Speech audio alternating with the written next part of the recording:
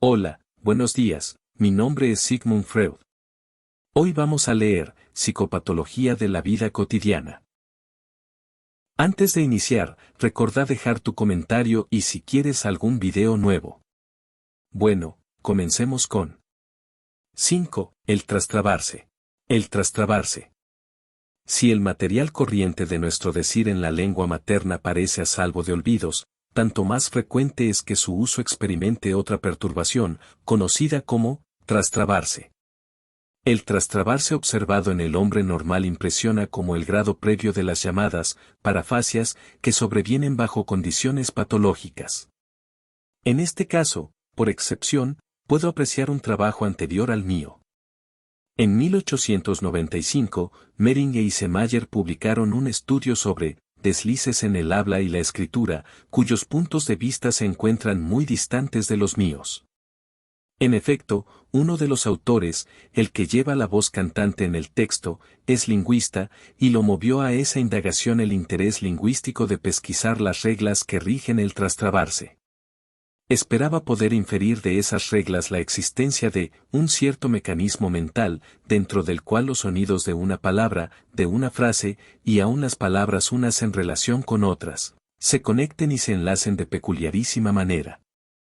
Los autores agrupan primero según puntos de vista puramente descriptivos los ejemplos de trastrabarse, por ellos recopilados, permutaciones, por ejemplo, la Milo de Venus, en lugar de la Venus de Milo. Anticipaciones del sonido, por ejemplo, es war mir auf der Brast so schwer, posposiciones del sonido, por ejemplo, ich fordere es ahí auf das Wall answers chefs auf sustosen, en lugar de an sustosen. Contaminaciones, por ejemplo, setzt sich auf den Interkopf, de setzt sich. Einen Kopf auf, y stellt sich auf die Interbeine, sustituciones, por ejemplo, ich gebe die Präparate in den Briefkasten, en lugar de Briefkasten. A estas categorías principales se agregan todavía algunas otras menos importantes, o menos significativas para nuestros fines. Para esta clasificación no entraña diferencia alguna que la transposición, desfiguración, fusión, etc., recaigan sobre sonidos de una palabra, sobre sílabas o sobre palabras enteras de la frase intentada. Para explicar las variedades observadas de trastrabarse, Mering sostiene que los sonidos de la lengua tienen diversas valencias psíquicas. Cuando inervamos el primer sonido de una palabra o la primera palabra de una oración, el proceso excitatorio apunta a los sonidos posteriores, a las palabras que siguen, y puesto que esas inervaciones son simultáneas unas junto con las otras, pueden llegar a ejercer un recíproco influjo modificador. La excitación del sonido de mayor intensidad psíquica lo hace resonar antes o lo prolonga, y así perturba el proceso inervatorio de valencia menor. Es preciso determinar, entonces, cuáles son los sonidos de mayor valencia en una palabra. Mering sostiene, si se quiere saber a cuál sonido de una palabra corresponde la intensidad máxima, es preciso observarse uno mismo cuando busca una palabra olvidada, un nombre por ejemplo. Lo que primero regresa a la conciencia tuvo sin duda la mayor intensidad antes del olvido. Los sonidos de mayor valencia son, pues, el sonido inicial de la sílaba radical y el inicial de la palabra, y la o las vocales acentuadas. No puedo dejar de contradecir aquí al autor. Pertenezca o no el sonido inicial del nombre a los elementos de mayor valencia de la palabra, es sin duda incorrecto que sea lo primero en volver a la conciencia en caso de olvido. Por tanto, es inaplicable la regla antes formulada. Cuando uno se observa a sí mismo en busca de un nombre olvidado, bastante a menudo tiene que manifestar el convencimiento de que aquel empieza con una determinada letra. Y este convencimiento se revela infundado o fundado, con igual frecuencia. Más aún, yo afirmaría que en la mayoría de los casos uno anuncia un falso sonido inicial. En nuestro ejemplo de Signorelli, los nombres sustitutivos habían perdido el sonido inicial y las sílabas esenciales, justamente el par de sílabas de menor valencia, Eli, retornó al recuerdo en el nombre sustitutivo, Botticelli. El siguiente caso puede enseñarnos cuán poco respetan los nombres sustitutivos el sonido inicial del nombre que se ha pasado de la memoria. Un día me es imposible recordar el nombre del pequeño país cuya capital es Montecarlo. He aquí sus nombres sustitutivos: Piamonte, Albania, Montevideo, Cólico. Pronto Albania es reemplazado por Montenegro, y entonces se me impone que la sílaba mont, pronunciada mon, aparece en todos los nombres sustitutivos, salvo en el último. Ello me facilita descubrir, desde el nombre del príncipe Alberto, su monarca, el Mónaco olvidado. Cólico imita aproximadamente la serie silábica y el ritmo del nombre olvidado. Admitiendo la conjetura de que también en los fenómenos del trastrabarse puede participar un mecanismo semejante al que hemos demostrado para el olvido de nombres, uno se verá conducido a apreciar con más hondo fundamento los casos de trastrabarse. La perturbación del dicho, que se manifiesta como trastrabarse, puede ser causada, en primer lugar, por el influjo de otro componente del mismo dicho, o sea, por anticipación o prolongación del sonido, igualmente, por una segunda versión dentro de la oración o del texto que uno intenta declarar. Aquí se incluyen todos los ejemplos que hemos tomado de Mehringer y Mayer. En segundo lugar, la perturbación podría producirse de manera análoga a la del caso de Signorelli, por unos influjos que vinieran de fuera de aquella palabra, aquella oración o aquel texto, de unos elementos que no se intentaba declarar y de cuya excitación solo se tiene noticia por la perturbación misma. Entre estas dos variedades de la génesis del trastrabarse, el rasgo común residiría en la simultaneidad de la excitación y el rasgo diferenciador en situarse lo perturbador dentro o fuera de la misma oración o texto. A primera vista, la diferencia no parece tan grande en lo tocante a ciertas consecuencias que surgen de la sintomatología del trastrabarse. Resulta claro, sin embargo, que solo en el primer caso hay perspectivas de inferir de los fenómenos del trastrabarse un mecanismo que enlace sonidos y palabras, de suerte que se influyeran recíprocamente en su articulación, o sea, unas conclusiones como las que el lingüista esperaba obtener del estudio del trastrabarse. Por consiguiente, en el caso de perturbación por unos influjos situados fuera de la oración o del texto del dicho, se trataría ante todo de llegar a conocer los elementos perturbadores, y luego habría que averiguar si también el mecanismo de esta perturbación puede exhibir las presuntas leyes de formación lingüística. Sería injusto afirmar que Mehringer y Mayer descuidaron la posibilidad de una perturbación del habla producida por influjos psíquicos complicados, por unos elementos situados fuera de la palabra, oración o secuencia del habla como tales. No pudieron menos que notar, en efecto, que la teoría de la diferente valencia psíquica de los sonidos solo alcanzaba, en rigor, para esclarecer las perturbaciones de sonido, así anticipaciones como posposiciones. Para los casos en que las perturbaciones de palabra no se dejan reducir a perturbaciones de sonido, por ejemplo, en las sustituciones y contaminaciones de palabras, no tuvieron reparo en buscar la causa del trastrabarse fuera del texto intentado, ni en probar tal estado de cosas con muy buenos ejemplos. Cito los siguientes pasajes. R.U. cuenta sobre unos sucesos que en su fuero interno el tilda de Weinereien, porquerías. Pero busca una forma más suave y empieza, pero entonces ciertos hechos salieron a Borwein. Palabra inexistente, en lugar de Borchain, a la luz. Mayer y yo estábamos presentes y R.U. confirmó que había pensado en Weinereien. Que esta palabra pensada se trasluciese en Borwein, y de pronto adquiriese eficacia, haya suficiente explicación en la semejanza entre las palabras. En las sustituciones, lo mismo que en las contaminaciones, aunque probablemente en grado mucho más alto, desempeñan considerable papel las imágenes lingüísticas, flotantes o vagantes. Están bajo el umbral de la conciencia, aunque se sitúan en una proximidad eficaz, es fácil que sean atraídas por una semejanza del complejo que se ha de decir, y entonces producen un descarrilamiento o cruzan el tren de palabras. Las imágenes lingüísticas, votantes, o vagantes, son a menudo, según hemos dicho, los furgones de cola de procesos de lenguaje que acaban de discurrir, posposiciones de sonido.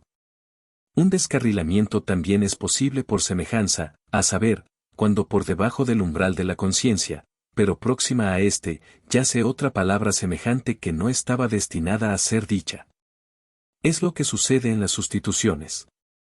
Yo espero, pues, que mis reglas habrán de corroborarse en ulteriores pruebas.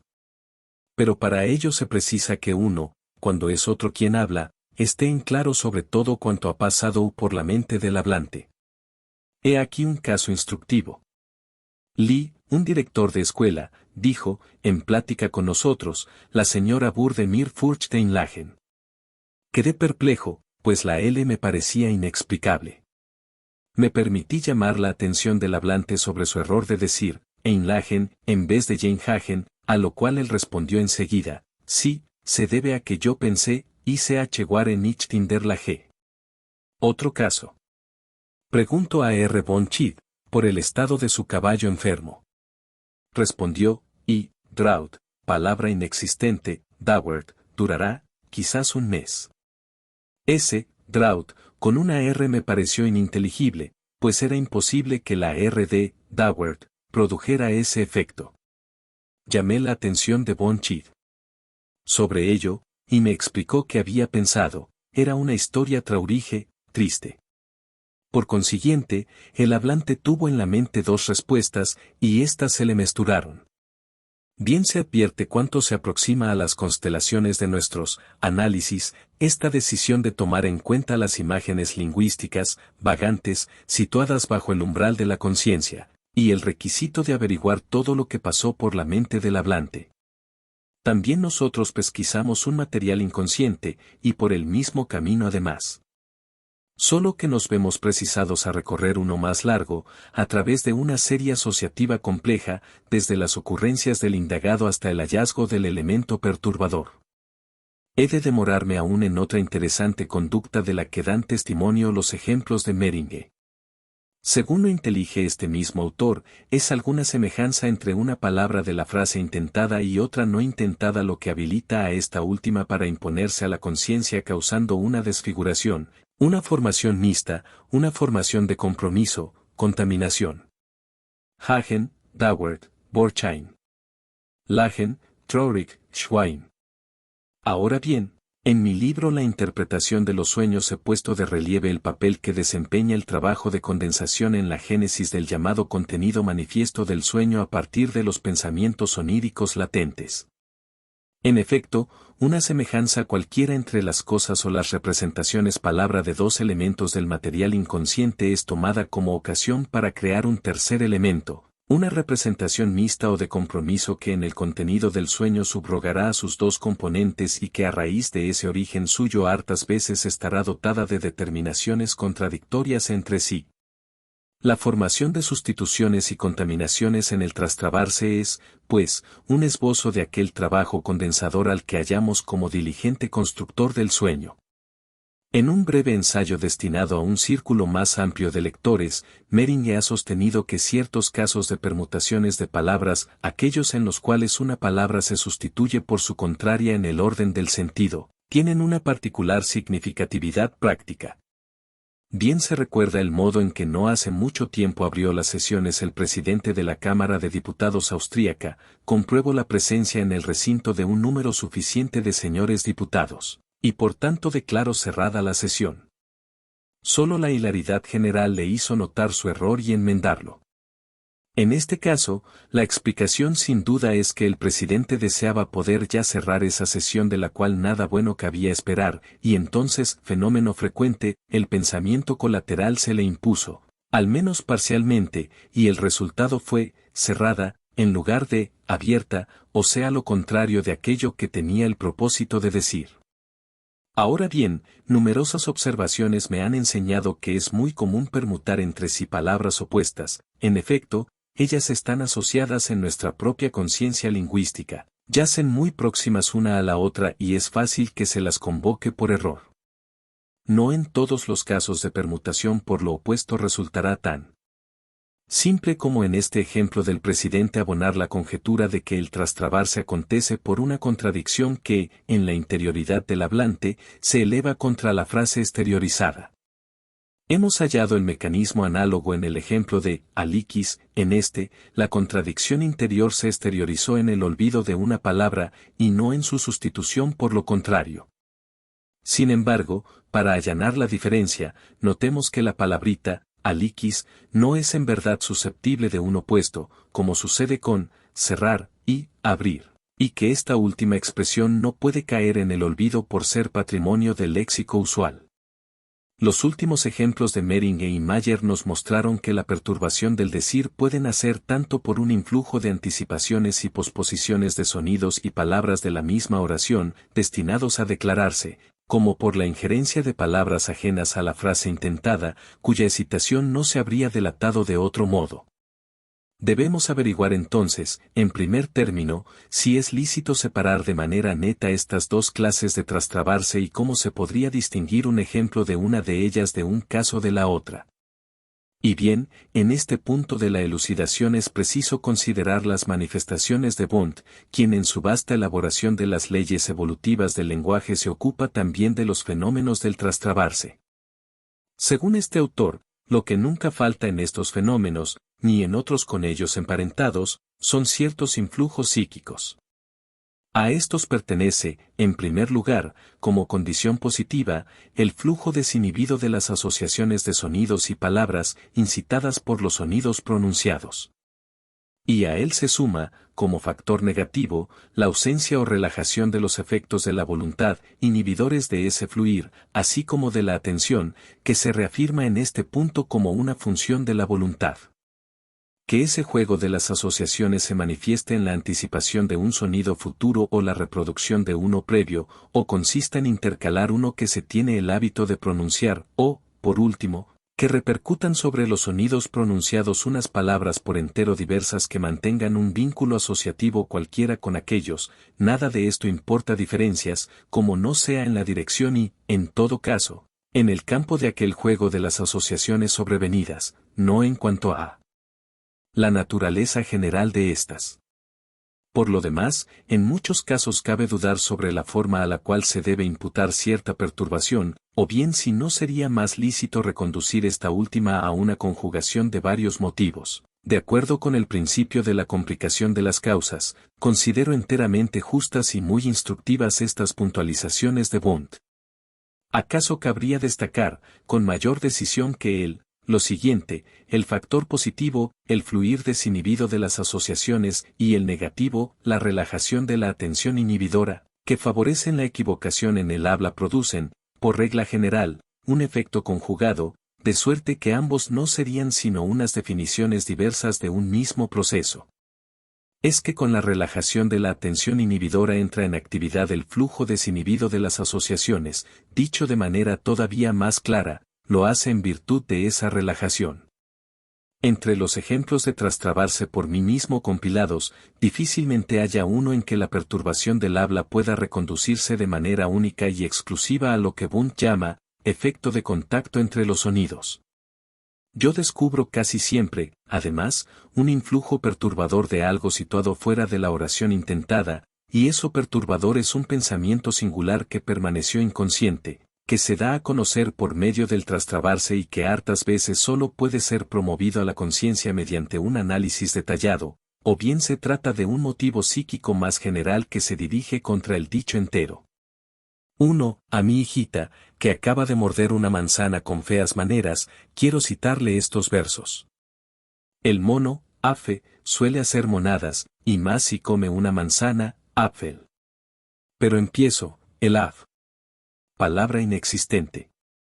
Esto parece una contaminación de afe y af, formación de compromiso, también se lo puede concebir como anticipación de apfel, que yo me aprontaba a pronunciar.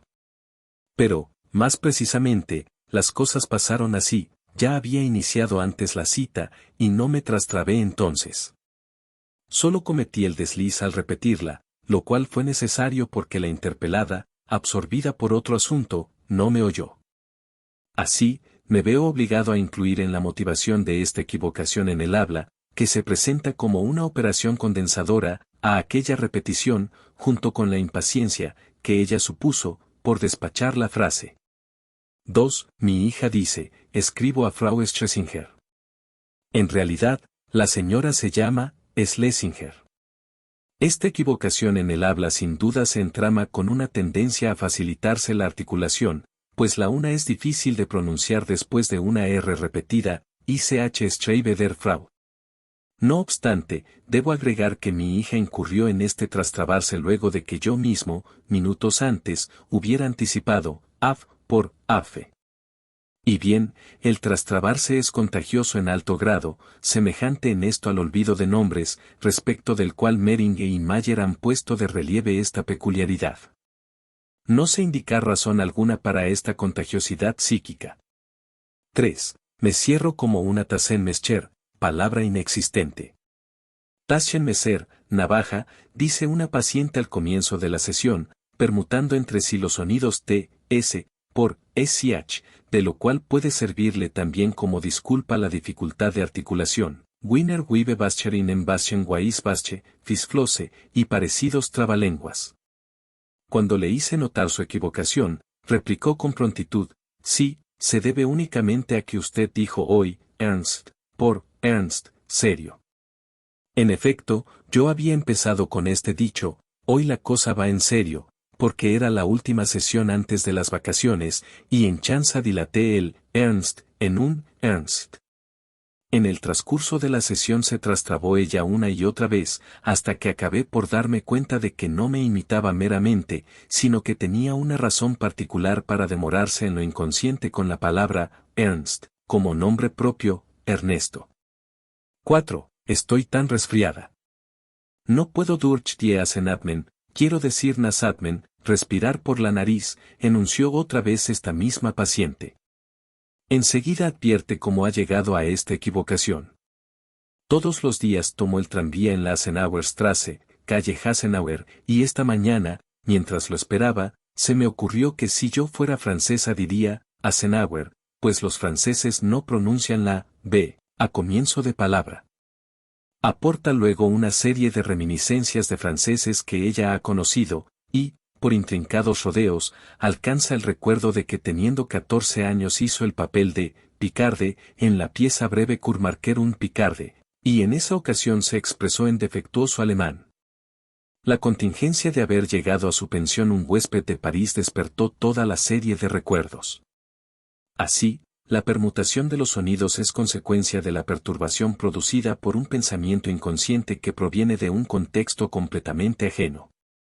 5. Parecido fue el mecanismo del trastrabarse en otra paciente, desasistida por su memoria mientras reproducía un recuerdo infantil olvidado de antiguo. No quiso su memoria comunicar por qué lugar de su cuerpo la tomó la mano indiscreta y voluptuosa del otro. Inmediatamente después de la sesión, va de visita a casa de una amiga y platica con ella sobre residencias veraniegas. Preguntada por la ubicación de su casita en M, responde, en la cadera del monte, Berglende, en lugar de, ladera del monte, Berglebne. 6. Otra paciente a quien yo pregunto, transcurrida ya la sesión, ¿cómo está su tío?, responde, no sé, ahora solo lo veo in flagranti. Al día siguiente comienza ella, me ha avergonzado mucho darle a usted una respuesta tan imbécil. Usted me tendrá, desde luego, por una persona totalmente inculta, que confunde a troche y moche palabras extranjeras. Quise decir en passant, de tiempo en tiempo. En ese momento no sabíamos todavía de dónde había tomado ella las palabras extranjeras erróneamente aplicadas. Pero en la misma sesión aportó, como prosecución del tema tratado la víspera, una reminiscencia en que ser pillado in flagranti desempeñaba el papel principal. O sea que su equivocación de la víspera había anticipado ese recuerdo no devenido consciente todavía. 7. Me veo precisado, en cierto punto del análisis, a declarar a una paciente mi conjetura de que en la época que acabábamos de considerar ella estaba avergonzada de su familia y había hecho a su padre un reproche que todavía desconocemos. Ella no recuerda nada parecido, y además lo proclama improbable.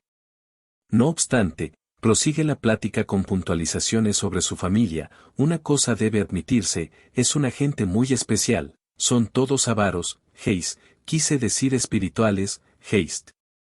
He ahí, pues, el verdadero reproche que ella había esforzado a desalojar, Verdrangen, de su memoria. Es un fenómeno común que en el trastrabarse esfuerce su aparición justamente la idea que uno quería reservarse. Recuérdese el caso de Meringue, salir a la luz. La única diferencia consiste en que en dicho caso la persona quiere reservarse algo que le es consciente, mientras que mi paciente no sabe nada sobre lo reservado o, como también se puede decir, no sabe que se reserva algo, ni que se reserva.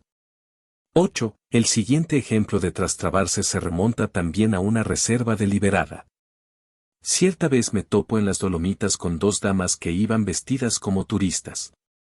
Las acompaño un trecho, y hablamos de los goces, pero también las fatigas, que depara la vida de turista.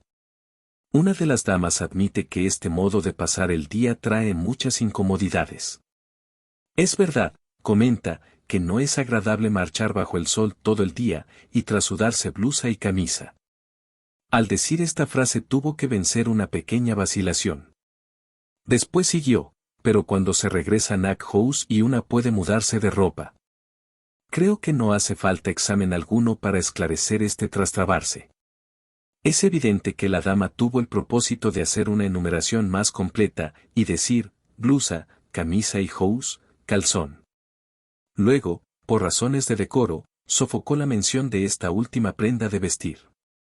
Pero en la frase siguiente, por completo independiente de la primera en cuanto al contenido, la palabra sofocada se abrió paso, contra su voluntad, como deformación de Nack House a casa, de sonido semejante. 9. Si usted quiere comprar alfombras, vaya a lo de Catifman, nombre propio, también significa, comerciante, en la Matthaus Gas, la calle Mateo. Creo poder darle una recomendación, me dice una dama. Yo repito, entonces, en lo de Matthaus, Mateo, en lo de Kaufmann, quiero decir. Parece consecuencia de una distracción que yo repita un nombre en vez del otro. Y en efecto, el dicho de la dama me ha distraído, pues ha guiado mi atención hacia otra cosa mucho más importante para mí que las alfombras. Es que en la Matthaus Gas vivía mi esposa cuando era mi novia. La entrada de la casa daba a otra calle, y ahora reparo en que he olvidado su nombre y tengo que dar un rodeo para tomar conciencia de él. Por tanto, el nombre Matthaus, Mateo, al que me aferro, es para mí un sustituto del nombre olvidado de la calle. En tal sentido es más adecuado que Kaufmann, pues Matthaus es exclusivamente un nombre de persona, cosa que no sucede con Kaufmann, y la calle olvidada lleva también el nombre de persona Redetsky. 10. Al siguiente caso podría de igual modo clasificarlo entre los errores, de que luego hablaré, capítulo 10, pero lo cito aquí por ser particularmente nítidos los vínculos entre los sonidos, sobre cuya base se produce la sustitución de palabras. Una paciente me refiere su sueño, un niño ha resuelto darse muerte mediante la mordedura de un ofidio. Lleva a cabo su resolución. Ella lo ve retorcerse en convulsiones, etc. Ahora se empeña en hallar el anudamiento diurno de ese sueño. Enseguida se acuerda de que ayer por la tarde asistió a una conferencia popular sobre primeros auxilios en caso de mordedura de serpiente. Si un adulto y un niño fueron mordidos al mismo tiempo, es preciso tratar primero la herida del niño. También recuerda las medidas que el conferencista recomendó para el tratamiento. Importa muchísimo, manifestó, la especie por la cual se es mordido. En este punto le interrumpo, y le pregunto, ¿no dijo también que en nuestra comarca hay muy pocas variedades venenosas, y no enumeró las más temibles? Sí, insistió en la serpiente de Clapper, cascabel. Mi carcajada la pone sobre aviso de que ha dicho algo incorrecto, se rectifica entonces, pero no corrige el nombre, sino que retira lo dicho. Bueno, esta no existe entre nosotros, él habló de la víbora ordinaria. ¿Cómo habré dado yo en la serpiente de cascabel? Tal vez, conjeturé, por la injerencia de los pensamientos que se ocultaban tras su sueño. El suicidio por mordedura de serpiente difícilmente sea otra cosa que una alusión a la bella Cleopatra, Cleopatra. Son innegables la amplia semejanza fonética entre ambas palabras, la coincidencia de las letras KL, P, R en idéntica secuencia, y de la A acentuada. Esta buena relación entre los nombres de la serpiente de Clapper y de Cleopatra produce en ella un momentáneo estrechamiento del juicio, por lo cual no le escandaliza afirmar que el conferencista instruyó a su público en Viena sobre el tratamiento de mordeduras de serpientes de cascabel. Es que en cualquier otro caso ella sabe tanto como yo que esa serpiente no pertenece a la fauna de nuestra patria. Y no le echemos en cara haber trasladado las serpientes de cascabel a Egipto con la misma falta de reparos, pues es habitual en nosotros arrojar a un mismo saco todo lo extraeuropeo, lo exótico, y yo mismo tuve que reflexionar un momento para formular la aseveración de que la serpiente de cascabel es exclusiva del Nuevo Mundo. La continuación del análisis proporciona más corroboraciones. La soñante contempló ayer por primera vez el grupo escultórico sobre Marco Antonio, de Strasser, emplazado cerca de su casa. He ahí, entonces, la segunda ocasión del sueño, la primera fue la conferencia sobre mordeduras de serpientes. En la prosecución de su sueño, ella acunaba a un niño en sus brazos, y sobre esta escena se le ocurre, Margarita. Otras ocurrencias traen reminiscencias de Arria y Meselaine. Ya el afloramiento en los pensamientos oníricos de tantos nombres tomados de piezas teatrales permite conjeturar que en su juventud la soñante alimentó un secreto entusiasmo por el oficio de actriz. El comienzo del sueño, un niño ha resuelto poner fin a su vida mediante la mordedura de un ofidio, no significa realmente otra cosa que ella se ha propuesto de niña llegar a ser alguna vez una famosa actriz de teatro. Desde el nombre de Meselaine, por último, se ramifica el camino de pensamiento que conduce hasta el contenido esencial de este sueño. Ciertos sucesos de los últimos tiempos le han despertado la aprensión de que su único hermano contraiga un matrimonio desacorde con su condición social, una mesalliance con una no aria. 11. Por el transparente mecanismo que permite discernir, referiré ahora un ejemplo totalmente inocente, o bien cuyos motivos no se nos han esclarecido bien. Un alemán en viaje por Italia necesita de una correa para asegurar un cofre suyo que se ha dañado. El diccionario le proporciona para correa, riemen, la palabra italiana, corella. Me resultará fácil retener esta palabra, se dice, si pienso en el pintor Correggio. Va entonces a una tienda y pide una ribera. En apariencia no había conseguido sustituir en su memoria la palabra alemana por la italiana, pero su empeño no fue del todo infructuoso. Sabía que su punto de referencia era el nombre de un pintor, pero entonces no dio con aquel que sonaba parecido a la palabra italiana, sino con otro que se aproximaba a la palabra alemana, riemen. Desde luego, así como he incluido este ejemplo entre los de trastrabarse, habría podido clasificarlo como olvido de nombre.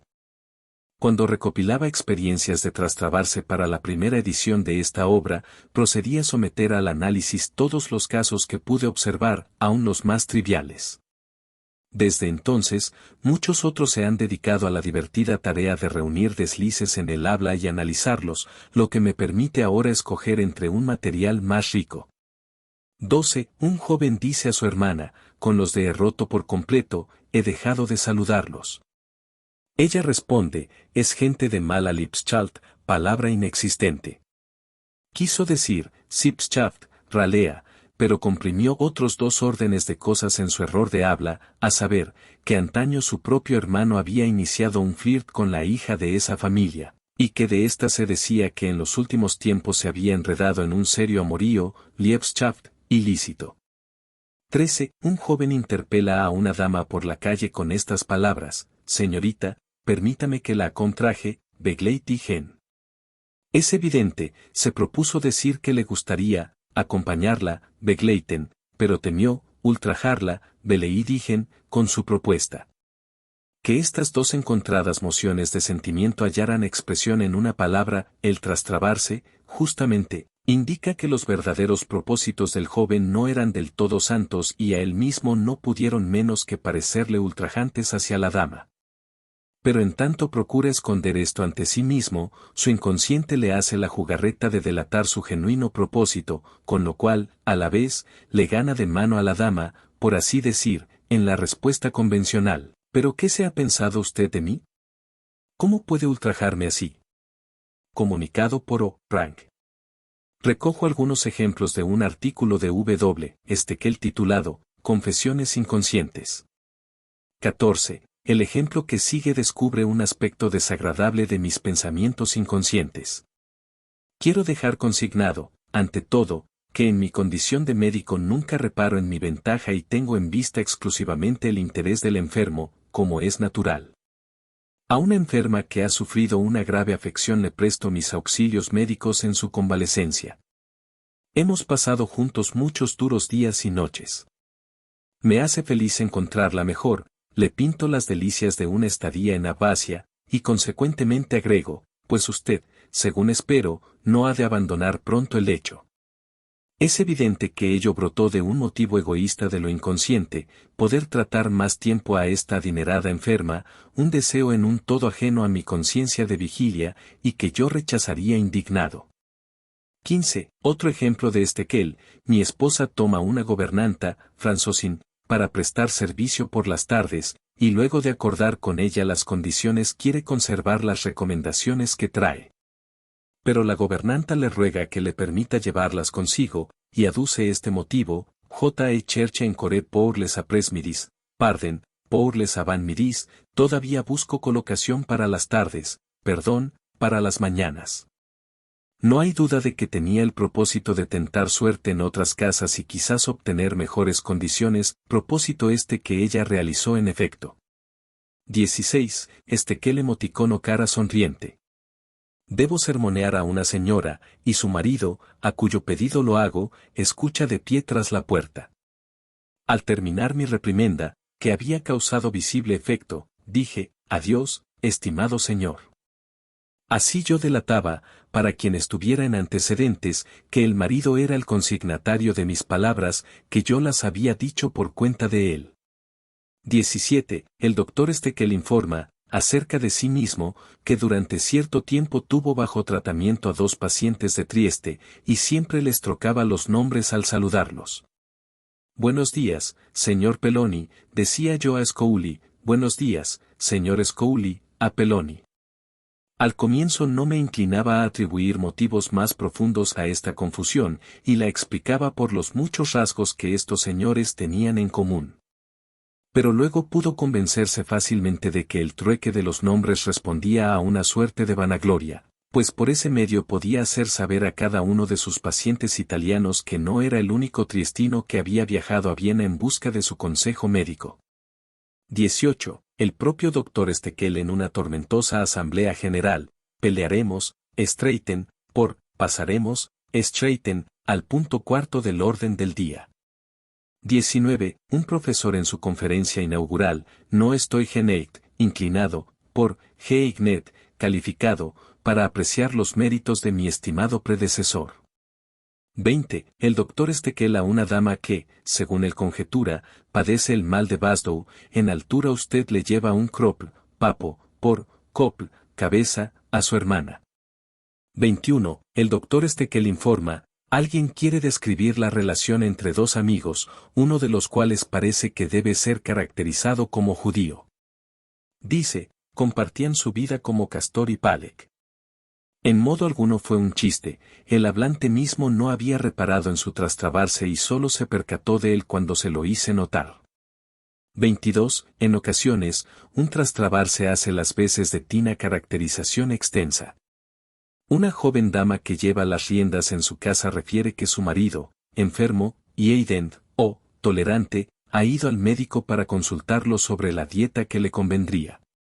Y que el médico le dijo que no se preocupara por ello: puede comer y beber lo que yo quiera, concluyó la dama. Los 2 ejemplos que siguen, de T. Rack, provienen de situaciones en que uno se trastraba con particular facilidad por estar forzado a reservarse mucho más de lo que puede decir. 23. Un señor presenta sus condolencias a una joven dama cuyo marido ha fallecido recientemente, y agrega: hallará usted consuelo si Widven, por women, consagrarse enteramente a sus hijos. El pensamiento sofocado apunta a otra clase de consuelo: una viuda, joven y bella pronto gozará de nuevos alborosos sexuales.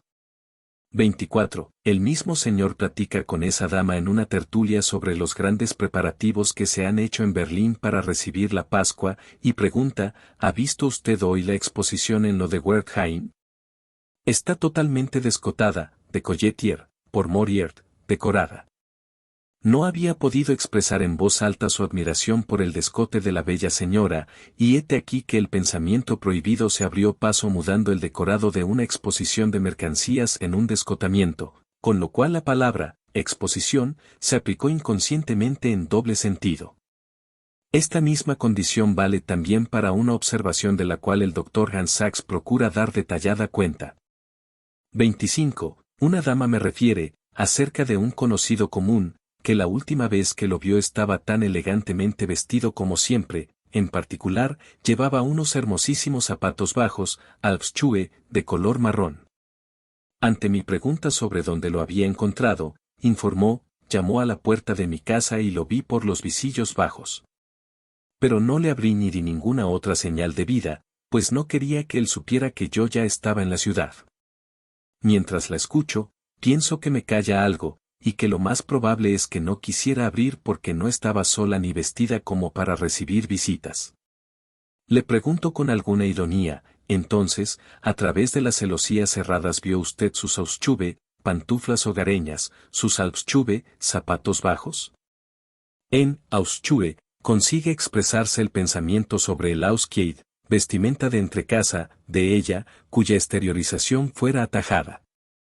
Por otra parte, se intentó evitar la palabra alb, medio, porque justamente ella contenía el núcleo de la respuesta prohibida. Usted me dice solo una media verdad y calla que estaba a medio vestir.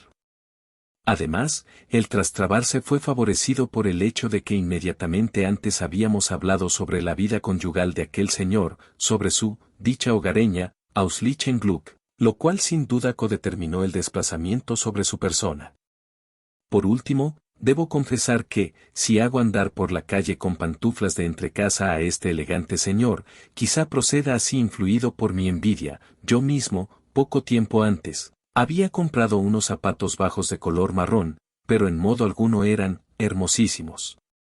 Épocas de guerra como la presente promueven una serie de deslices en el habla cuya inteligencia no ofrece dificultad alguna. 26. ¿En qué regimiento está su hijo?, preguntan a una dama. Responde, está en el de matadores número 42, morder, en lugar de morcer, morteros. 27. El oficial Heinrich Hamann escribe desde el frente, me arrancan por un momento de la lectura de un libro cautivante para responder a los telefonistas de reconocimiento. A la prueba de línea del puesto de artillería, reacciono, controles bien, Rue, silencio. Lo reglamentario habría sido, controles bien, Schuss, stop.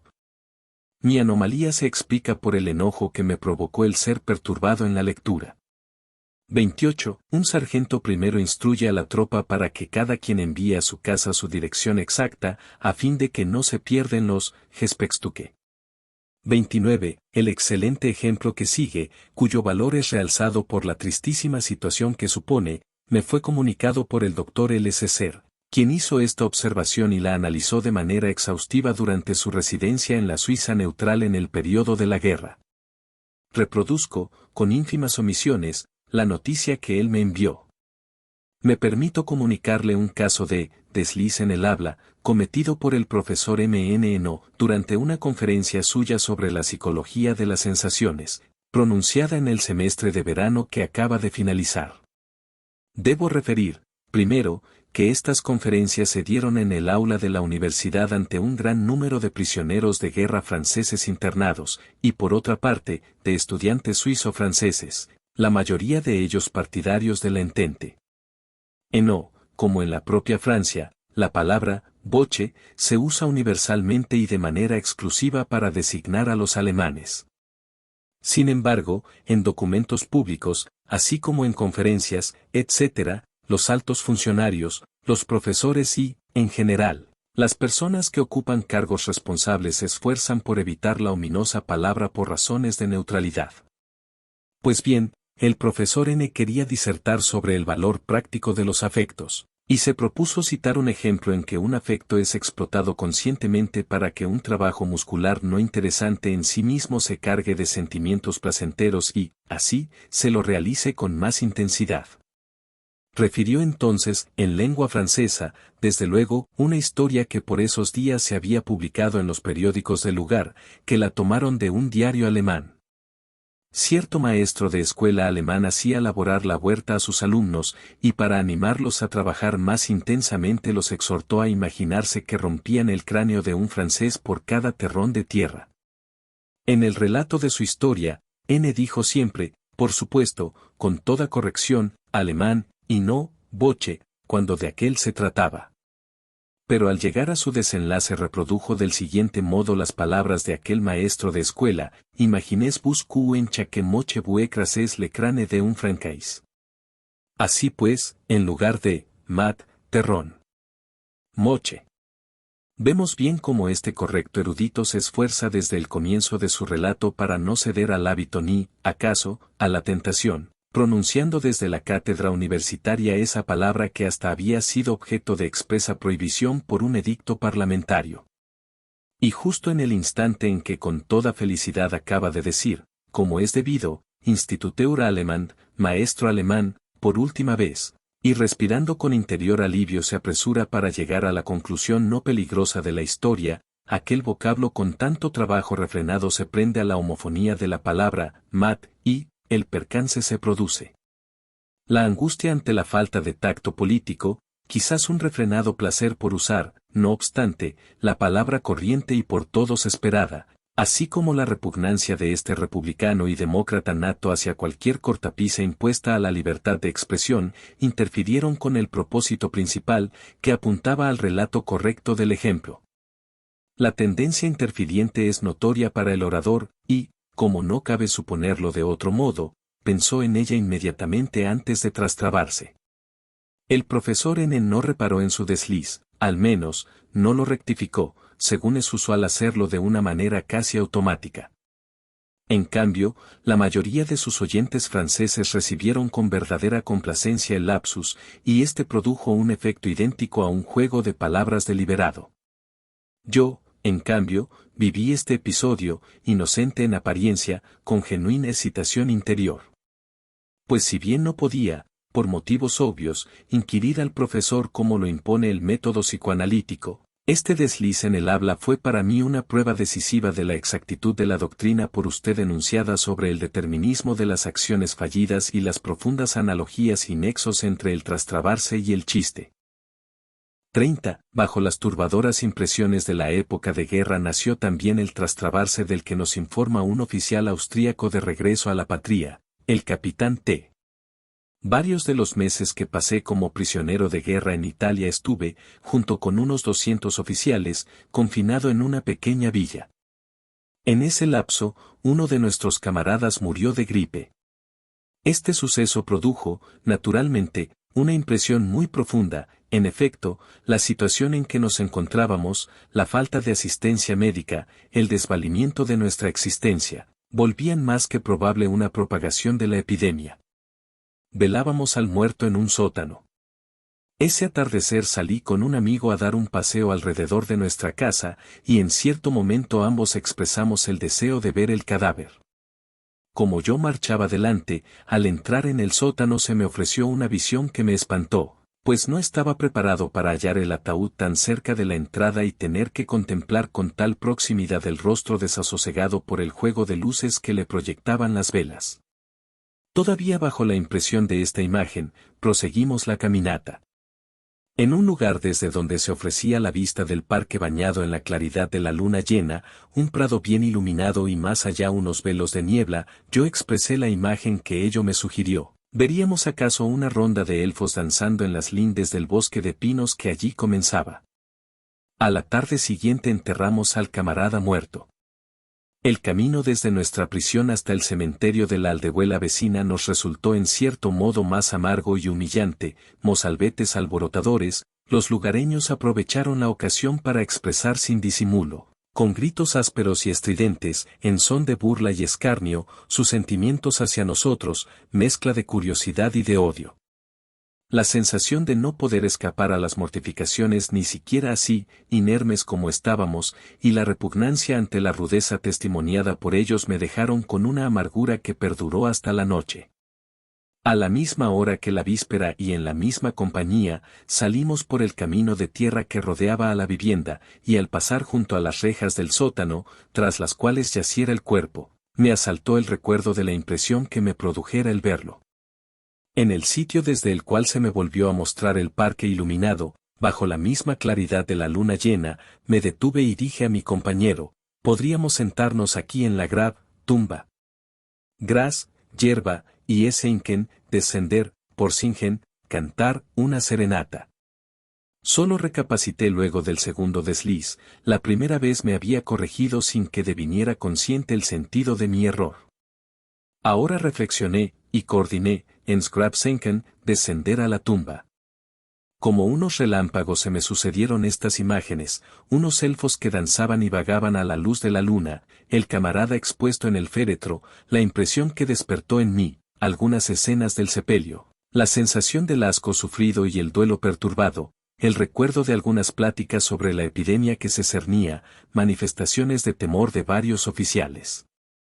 Después me acordé de que se cumplía un aniversario de la muerte de mi padre, lo cual me resultó llamativo, pues de ordinario tengo pésima memoria para las fechas.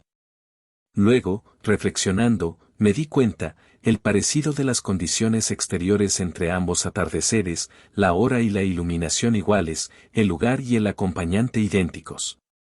Recordé el desasosiego que había sentido cuando se expuso el temor de que la gripe se propagase, y, al mismo tiempo, mi prohibición interior de dejarme asaltar por el miedo.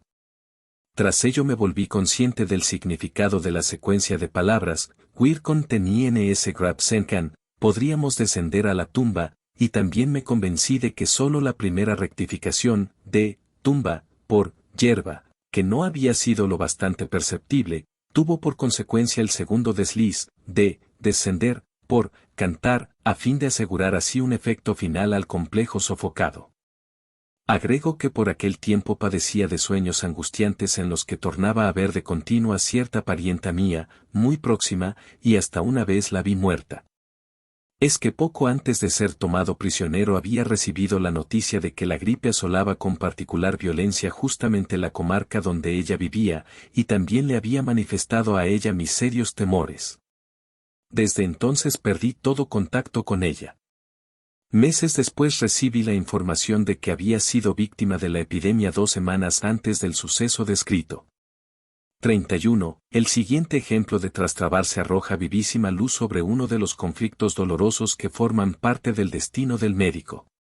Un hombre probablemente enfermo de muerte, pero cuyo diagnóstico no es todavía seguro, se llega a Viena para aguardar la solución de su intriga, y le pide a un amigo suyo de juventud, quien ahora es un médico conocido, que tome a su cargo tratarlo. Este por fin accede a ello, no sin resistencia.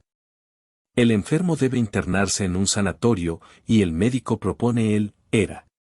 Pero si ese es un instituto para fines determinados, una maternidad, objeta el enfermo.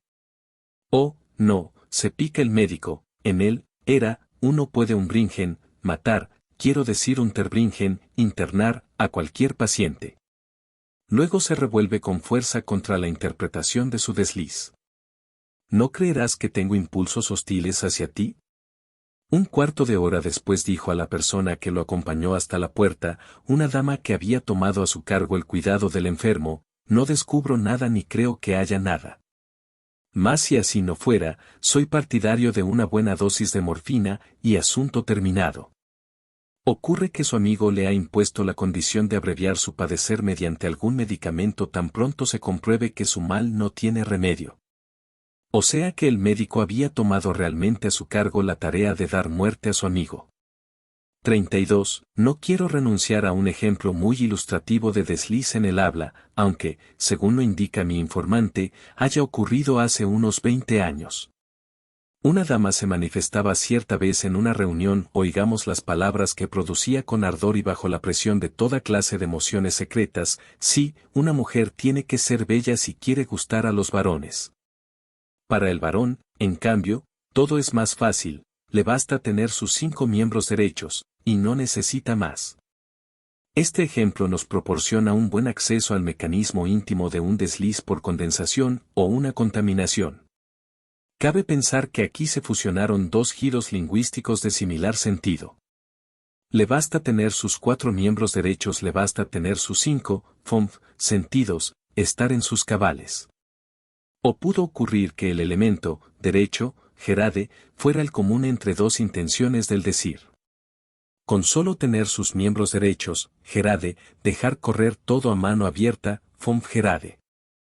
Y nada nos impide suponer, además, que ambos giros, el de los 5 sentidos y el de los geraden vom, 5 derechos, cooperaran para introducir en el dicho sobre los miembros derechos primero una cifra y, luego, el misterioso, 5, en lugar del simple, 4.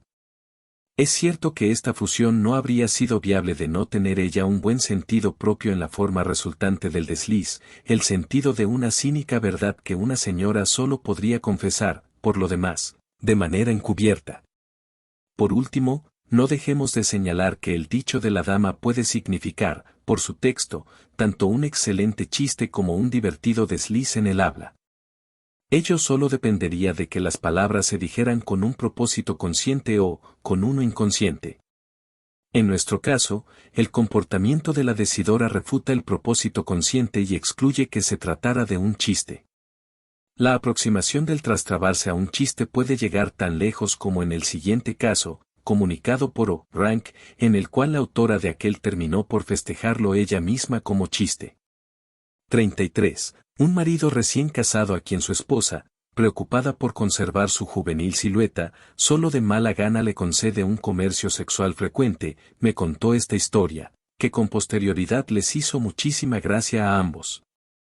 Tras una noche en que había vuelto a infringir el mandamiento de abstinencia dictado por su mujer, se afeita por la mañana en el dormitorio común, y para ello se vale, como ya lo había hecho muchas veces por comodidad, de la brocha de empolvar que ha tomado del cofrecillo de noche de su esposa cuando ella dormía.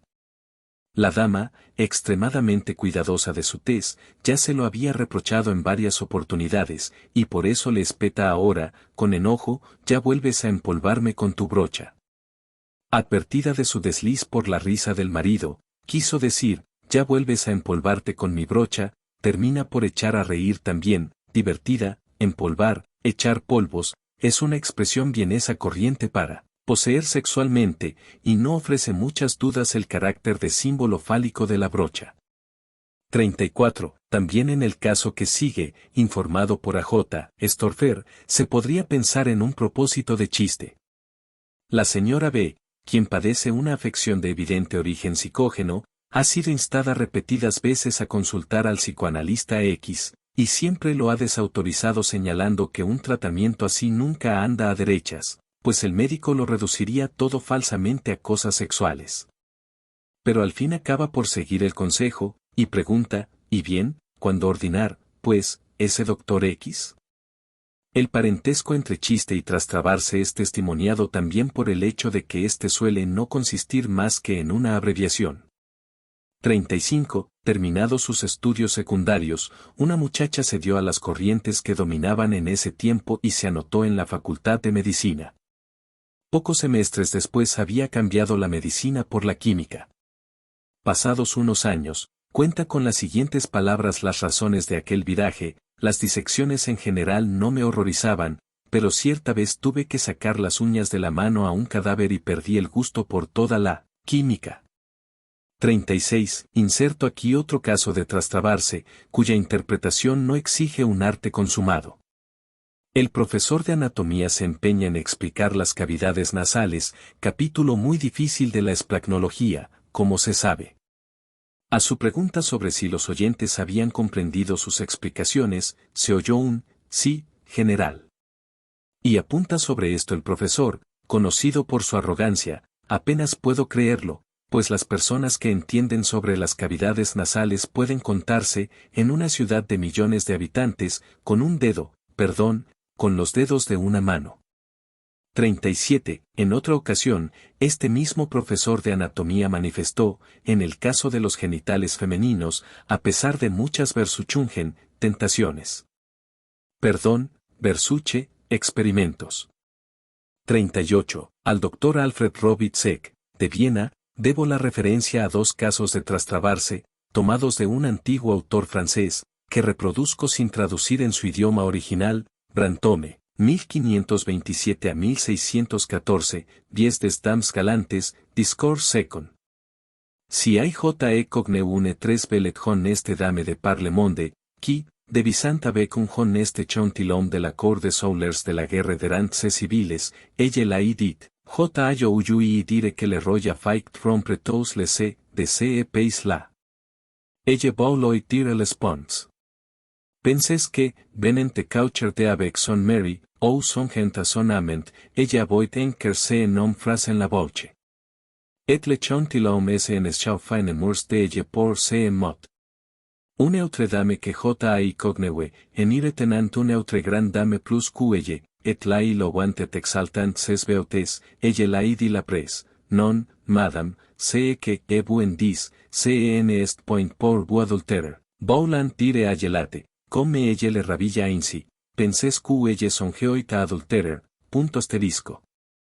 39. También hay, desde luego, ejemplos más modernos para la génesis de segundas interpretaciones de carácter sexual por trastrabarse. La señora F. cuenta sobre su primera clase en el curso de lengua. Es interesantísimo, el maestro es un inglés muy joven. Enseguida, en la primera hora, me dio a entender durch die Bluse, a través de la blusa, se corrige, durch die Bellume, o sea, metafóricamente, de manera indirecta, que prefería darme clases individuales. Storfer. En el procedimiento psicoterapéutico de que yo me valgo para resolver y eliminar síntomas neuróticos, muy a menudo se plantea la tarea de pesquisar, desde unos dichos y ocurrencias del paciente producidos como al acaso, un contenido de pensamiento que por cierto se empeña en ocultarse, pero que no puede dejar de denunciarse inadvertidamente de las maneras más variadas. Y para esto, el trastrabarse suele prestar los más valiosos servicios, como podría yo demostrarlo con los más convincentes, al par que curiosísimos, ejemplos. Así, los pacientes hablan de su tía y la llaman de manera consecuente, y sin notar que se trastraban, mi madre, o designan a su marido como su hermano. De esta manera me hacen notar que han identificado entre sí a esas personas, las han incluido en una misma serie, lo cual implica el retorno de un mismo tipo en su vida afectiva. Otro ejemplo, un joven de 20 años se presenta en mi consultorio con las palabras, yo soy el padre de NN, a quien usted ha tratado. Perdón, quiero decir que soy el hermano, él tiene 4 años más que yo. Comprendo que por medio de ese desliz quiere expresar que él, como su hermano, ha enfermado por culpa del padre, y, como aquel, demanda curación, pero es en verdad el padre quien estaría más urgido de ella. En otros casos, una coordinación de palabras que suene insólita o un modo de expresarse que parezca forzado bastarán para descubrir la participación de un pensamiento reprimido en el dicho del paciente, que responde a una motivación otra. Así, en las perturbaciones gruesas del habla y en estas otras más finas que aún pueden subsumirse en él, trastrabarse, hallo que no es el influjo de unos efectos de contacto entre los sonidos, sino el de unos pensamientos situados fuera de la intención del dicho, lo decisivo para la génesis del desliz y lo que permite iluminar la equivocación sobrevenida en el habla. No querría poner en duda las leyes según las cuales los sonidos ejercen efectos de alteración recíproca, mas no me parece que posean suficiente eficacia para perturbar por sí solas la pronunciación correcta del dicho. En los casos que he estudiado rigurosamente y he profundizado, ellas no constituyen sino el mecanismo preformado del que se sirve, por razones de comodidad, un motivo psíquico más lejano, pero sin restringirse a la esfera de influencia de esas interrelaciones fonéticas. En una gran serie de sustituciones, el trastrabarse prescinde por completo de tales leyes fonéticas. En esto me encuentro en pleno acuerdo con Bond, quien de igual modo conjetura que las condiciones del trastrabarse son complejas y rebasan en mucho los efectos de contacto fonético. Si bien considero comprobados estos influjos psíquicos más distantes, según la expresión de Bond, no tengo por lo demás reparo alguno en admitir también que en el caso de un decir apurado y de una atención un poco distraída las condiciones del trastrabarse se pueden reducir fácilmente a los límites definidos por Mering y Mayer. Sin embargo, para una parte de los ejemplos recopilados por estos autores parece más probable una resolución más compleja. Escojo el caso antes citado. Es war mir auf der Wes. Brast so schwer. Ha ocurrido simplemente aquí que, we, suplantara, Verdrangen, a, bru, de igual valencia, como una anticipación de sonido. No se puede desechar, sin embargo, que los fonemas de, we, fueran habilitados para esta su saliencia en virtud de una particular relación. Esta no podría ser otra que la asociación, Schwester, Bruder, hermana, hermano, o, todavía más, Brast der Schwester, pecho de la hermana, que nos traslada a otros círculos de pensamiento. Y este auxiliar, invisible tras la escena, es el que presta al inocente, we, el poder cuyo triunfo se exterioriza como equivocación en el habla. Respecto de otros casos de trastrabarse, se puede suponer que la asonancia con palabras y significados obscenos es el perturbador genuino.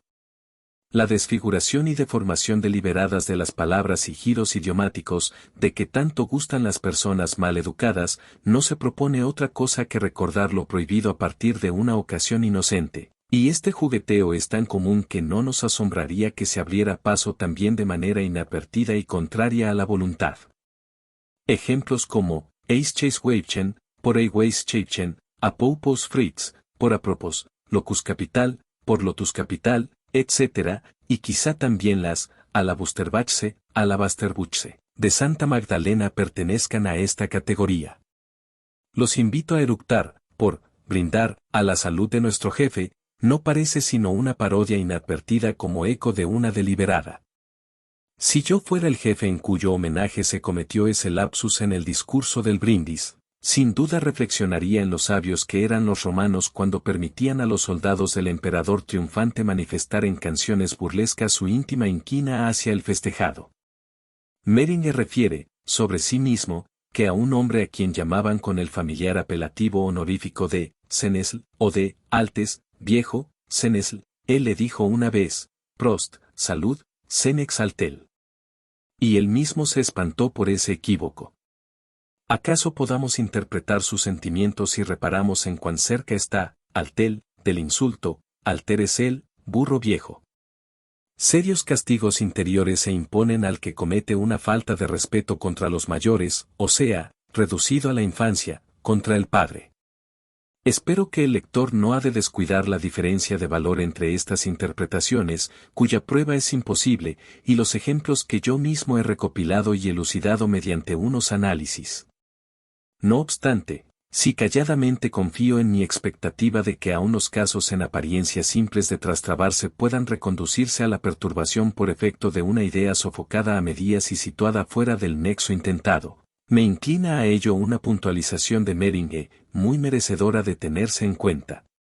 Dice este autor, cosa asombrosa, nadie quiere admitir que se trastrabó. Hay personas muy sinceras y honestas que se ofenden si se les dice que se habrían trastrabado. No me atrevo a conceder a esta tesis una generalidad tan grande como la que supone el nadie, de Meringer, pero tiene su significado el asomo de afecto que va adherido a la mostración del trastrabarse, y que evidentemente es de la índole de la vergüenza. Corresponde equipararlo al enojo que nos produce no recordar un nombre olvidado y al asombro que nos causa la persistencia de un recuerdo en apariencia nimio y en todos los casos señala la participación de un motivo en el advenimiento de la perturbación. La tergiversación de nombres equivale a un improperio cuando acontece de manera deliberada, y es posible que tenga el mismo significado en toda una serie de casos en que aflora como un trastrabarse inadvertido. La persona que, según informa Mayer, dijo cierta vez, Freud, en lugar de Freud, por haber pronunciado poco antes el nombre de Breuer, y en otra oportunidad habló del método de Feuerbreud, era por cierto un colega a quien tal método no entusiasmaba particularmente.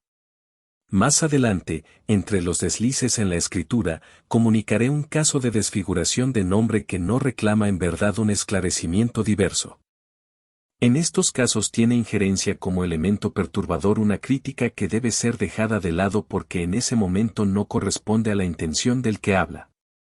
A la inversa, la sustitución de nombre, la apropiación del nombre ajeno, la identificación por vía de trastrabarse en el nombre, significan un reconocimiento que por razones cualesquiera debe quedar por el momento entre bambalinas. Sándor Ferenczi nos refiere, de sus años de estudiante, una vivencia de esta índole. En el primer año de la escuela secundaria tuve que recitar en público, o sea, ante toda la clase, y por primera vez en mi vida, una poesía. Estaba bien preparado, y quedé estupefacto cuando, apenas hube empezado, me interrumpió un estallido de risas. El profesor me explicó luego aquella rara acogida, y era que dije muy bien el título de la poesía, Ayues der Fern, de la lejanía, pero como autor no mencioné al poeta real, sino a mí mismo. El nombre de aquel es Alexander, Sándor, en húngaro, Petőfi. La identidad de su nombre de pila con el mío favoreció la confusión, pero la genuina causa de esta fue sin duda que en mi secreto deseo yo me identificaba por entonces con el celebrado héroe poeta. Aún conscientemente le profesaba un amor y una estima rayanos en la idolatría. Además, tras esta operación fallida se esconde, desde luego, todo el dichoso complejo de la ambición. Una identificación parecida por medio de permutación de nombre me fue comunicada por un médico joven que, lleno de timidez y respeto, se presentó con estas palabras al famoso Fierkow, doctor Fierkow.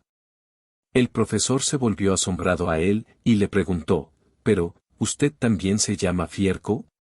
Yo no sé cómo justificó su desliz el joven ambicioso, si halló la salida elegante de decir que, considerándose el tan pequeño al lado del gran nombre, el suyo propio no pudo menos que írsele de la mente, o si tuvo la osadía de confesar que esperaba ser algún día tan grande hombre como Fierkow, y pedía por eso al señor consejero áulico que no lo tratara tan despreciativamente. Es posible que uno de estos dos pensamientos, o quizá los dos al mismo tiempo, confundieran a nuestro joven en el acto de presentarse. Por motivos personalísimos debo dejar sin decidir si al caso que ahora citaré le es aplicable una interpretación semejante. En el Congreso Internacional de Ámsterdam, de 1907, la doctrina sobre la histeria por mí sustentada fue objeto de vivos debates. Me contaron que uno de mis más enérgicos oponentes se trastrabó repetidas veces en su catilinaria contra mi dirigida, poniéndose en mi lugar y hablando en mi nombre. Dijo, por ejemplo, Breuer y yo han demostrado, como se sabe. Cuando solo pudo haberse propuesto decir, Breuer y Freud. El nombre de este oponente no muestra la menor semejanza fonética con el mío. Este ejemplo, así como muchos otros de permutación de nombre, nos advierte que el trastrabarse puede prescindir enteramente de la facilidad que la homofonía le proporciona, y abrirse paso con el solo apoyo de unos escondidos vínculos de contenido. En otros casos, más importantes, lo que fuerza a trastrabarse y aún a sustituir lo intentado por su opuesto es una autocrítica, una contradicción interior a lo que uno mismo exterioriza. Asombrados, vemos entonces cómo el texto de un juramento cancela el propósito de éste, y cómo la equivocación en el habla pone en descubierto la insinceridad interior. El trastrabarse se vuelve aquí un recurso para la expresión mímica, claro que en muchos casos para la de aquello que no se quería decir, se vuelve un medio de traicionarse a sí mismo.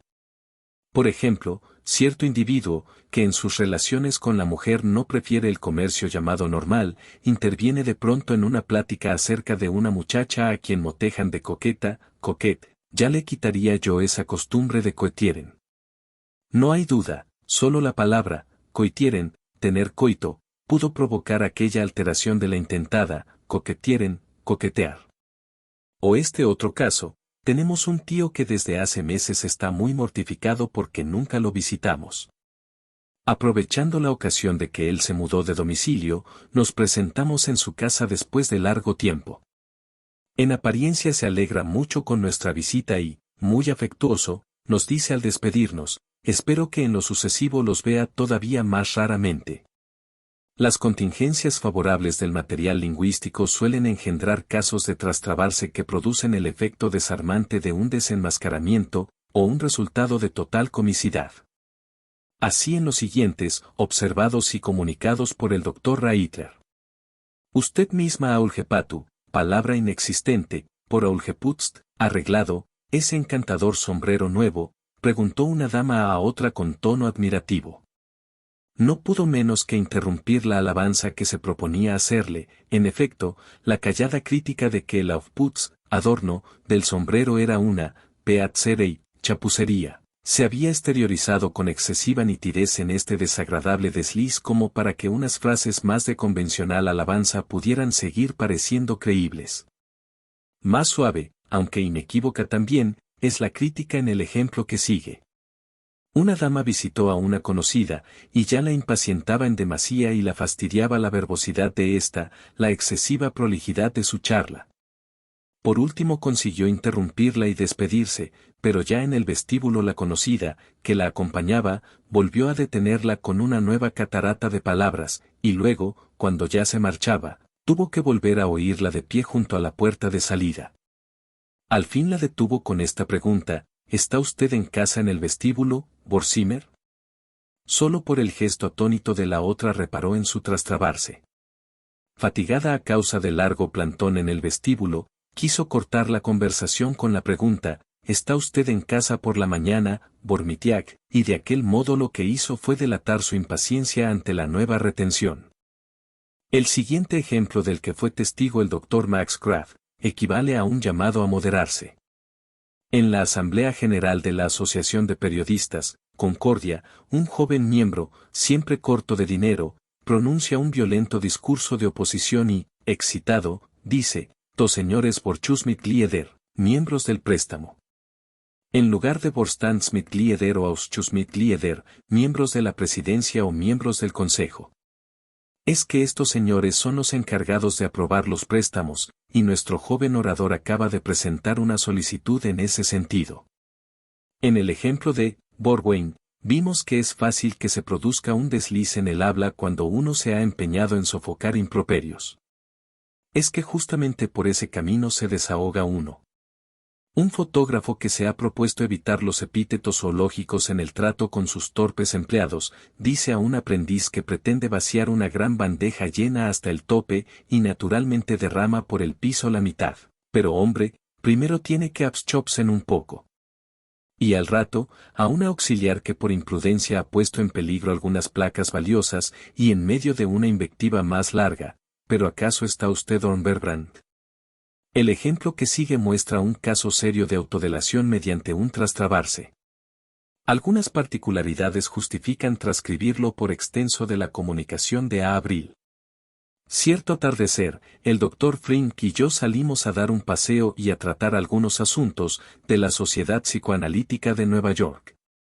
En ese momento nos topamos con un colega, el Dr. R., a quien yo había pasado años sin ver y de cuya vida privada nada sabía. Nos alegró mucho volver a encontrarnos, y a propuesta mía fuimos a un café, donde permanecimos 2 horas en animada plática. Parecía saber bastante sobre mí, pues tras el acostumbrado saludo preguntó por mi pequeño hijo y me explicó que de tiempo en tiempo tenía noticias mías a través de un amigo común, y se interesó por mi actividad desde que se hubo enterado de ella por las revistas médicas. A mi pregunta sobre si se había casado, dio una respuesta negativa y añadió: ¿para qué se casaría un hombre como yo? Al salir del café, se volvió de pronto hacia mí: me gustaría saber qué haría usted en el siguiente caso. Conozco a una enfermera que está enredada como cómplice en un proceso de divorcio. La esposa demandó el divorcio a su marido calificando a la enfermera como cómplice, y él obtuvo el divorcio. Aquí lo interrumpí: ¿querrá usted decir que ella obtuvo el divorcio? Se rectificó en el acto: desde luego, ella lo obtuvo, y siguió refiriendo que la enfermera quedó tan afectada por el proceso y el escándalo que se dio a la bebida, sufrió una grave alteración nerviosa, etc. Y él me pedía consejo sobre el modo en que había de tratarla. Tan pronto le hube corregido el error, le pedí que lo explicara, pero él empezó con las usuales respuestas de asombro: que todo ser humano tiene pleno derecho a trastrabarse, que se debe solo al azar y nada hay que buscar detrás, etc. Repliqué que toda equivocación en el habla debe tener su fundamento, y que estaría tentado de creer que él mismo era el héroe de la historia, si no fuera porque antes me había comunicado que permanecía soltero. En tal caso, en efecto, el desliz se explicaría por el deseo de que su mujer, y no él, perdiera el proceso, a fin de no tener que pagarle alimentos, de acuerdo con nuestro derecho en materia de matrimonio, y poder casarse de nuevo en la ciudad de Nueva York. Él desautorizó obstinadamente mi conjetura, al par que la corroboraba, sin embargo, con una exagerada reacción afectiva, nítidos signos de excitación y después, carcajadas. Ante mi solicitud de que dijera la verdad en aras de la claridad científica, recibí la respuesta: si usted no quiere que yo le mienta, debe creer que soy soltero, y por tanto su explicación psicoanalítica es enteramente falsa. Agregó, además, que un hombre que reparaba en cada insignificancia era a todas luces peligroso. De pronto se acordó de que tenía otra cita, y se despidió.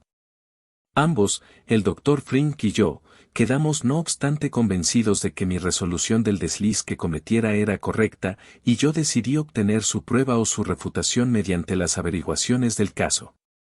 Algunos días después visité a un vecino, viejo amigo del doctor R., quien pudo ratificar mi explicación en todas sus partes. El fallo judicial se había pronunciado pocas semanas atrás, siendo la enfermera declarada culpable como cómplice. El doctor R. está ahora firmemente convencido de la corrección de los mecanismos freudianos. La autodelación es igualmente indudable en el siguiente caso comunicado por Otto Rank. Un padre que no tiene ningún sentimiento patriótico y quiere educar a sus hijos libres también de tales afectos, que le parecen ociosos, censura a sus hijos varones por haber participado en una manifestación patriótica, y, cuando le invocan qué idéntica conducta tuvo su tío, rechaza el argumento con estas palabras: pero a él, justamente, no tienen que imitarlo, es un idiota. El asombrado rostro de los hijos ante este desplante, insólito en su padre, hizo advertir a este que se había trastrabado, y señaló, disculpándose: desde luego, quise decir patriota. He aquí un trastrabarse señalado como autodelación por la propia interlocutora. Nos lo comunica Starke, quien agrega un comentario pertinente, aunque rebasa los límites de la tarea interpretativa. Una odontóloga había convenido con su hermana examinarla alguna vez a fin de averiguar si tenía buen contacto entre dos molares, o sea, si sus paredes laterales se tocaban, de suerte que no pudieran quedar restos de comida entre ellos.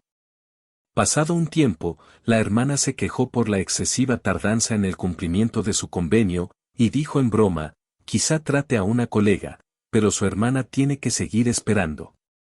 La odontóloga la examina por fin, realmente halla un pequeño orificio en uno de los molares, y dice: no pensé que fuera tan serio, creí que solo no tenías no tenías contacto.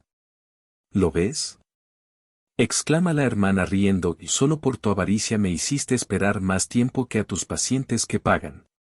Desde luego que no tengo derecho a agregar mis propias ocurrencias a las de ella, ni a extraer conclusiones sobre esa base. Pero al enterarme de este trastrabarse, la hilación de mis pensamientos me llevó a considerar que estas dos mujeres jóvenes, inteligentes y amables, son solteras y mantienen muy poco trato con hombres jóvenes, y me pregunté si no tendrían más contacto con estos de poseer ellas más constante. También el siguiente trastrabarse, comunicado por Rack, tiene el valor de una autodelación. Una muchacha debía ser desposada por un joven que no le era simpático. Para aproximar a ambos, los padres convinieron en hacer una reunión a la que asistirían también los futuros novios.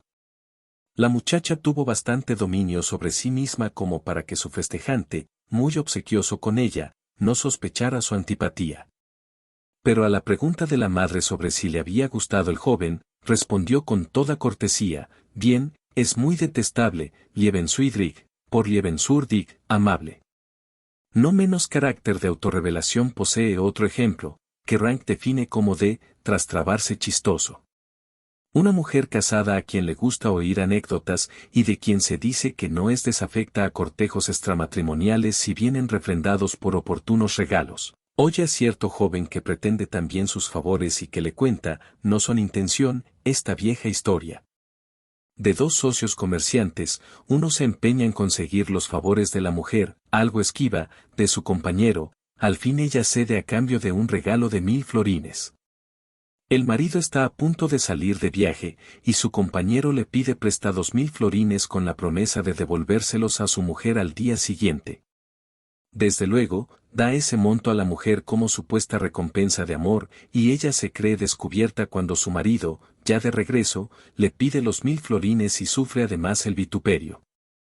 En el momento en que el joven llegó al punto de la historia en que el seductor dice a su compañero, mañana devolveré el dinero a tu mujer, la dama que oía su relato lo interrumpió con estas significativas palabras, dígame usted, ¿no me lo ha devuelto usted, va?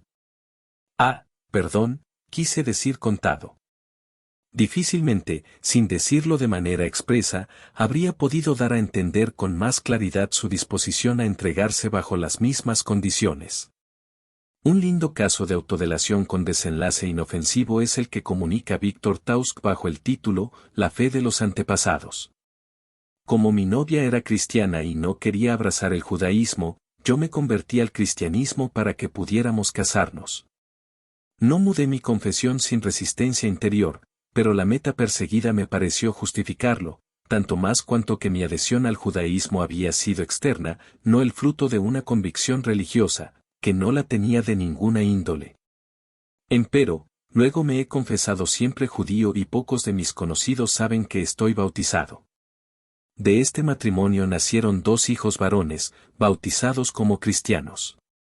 Cuando los muchachos alcanzaron cierta edad, fueron instruidos acerca de su ascendencia judía a fin de que los influjos antisemitas de la escuela no los movieran a volverse contra su padre por ese ocioso motivo. Hace algunos años, durante las vacaciones de verano, residía yo con los niños en casa de una familia de maestros. Merendábamos un día con nuestros huéspedes, gente de ordinario amistosa, y la señora de la casa, que no sospechaba el origen judío de los demás miembros del grupo en vacaciones, dirigió unas hirientes invectivas contra los judíos. Yo habría debido poner en claro osadamente la situación para dar a mis hijos el ejemplo de valentía en el sostén de las propias convicciones, pero temí las penosas explicaciones que suelen seguir a una confesión así. Además, me arredró tener que abandonar el buen alojamiento que habíamos hallado y estropear de ese modo a mis hijos su periodo de descanso, de por sí breve, en caso de que la conducta de nuestros anfitriones se volviera inamistosa por ser nosotros judíos. Ahora bien, era previsible que mis hijos revelarían la verdad sincera y despreocupadamente si seguían asistiendo a la plática, así pues, quise alejarlos de la reunión enviándolos al jardín. Vayan al jardín, judíos, Juden, dije, y me corregí rápidamente, jóvenes, Yankin. De ese modo, a través de una operación fallida, yo procuraba expresión a mí, valentía en el sostén de las propias convicciones. Por cierto que los otros no sacaron consecuencia alguna de este desliz, pues no le concedieron importancia. Pero yo tuve que extraer la enseñanza de que la fe de los antepasados no se deja desmentir impunemente cuando uno es hijo y a su vez tiene hijos. Nada inofensivo fue el efecto del siguiente caso de trastrabarse que yo no comunicaría si el propio magistrado que presidió la audiencia no lo hubiera registrado para este repertorio. Un miliciano inculpado de robo declara, desde entonces no he sido dado de baja aún de ese Dienststellung, puesto de ladrón, por Dienststellung, puesto de servicio, militar, y en consecuencia sigo perteneciendo por ahora a la milicia.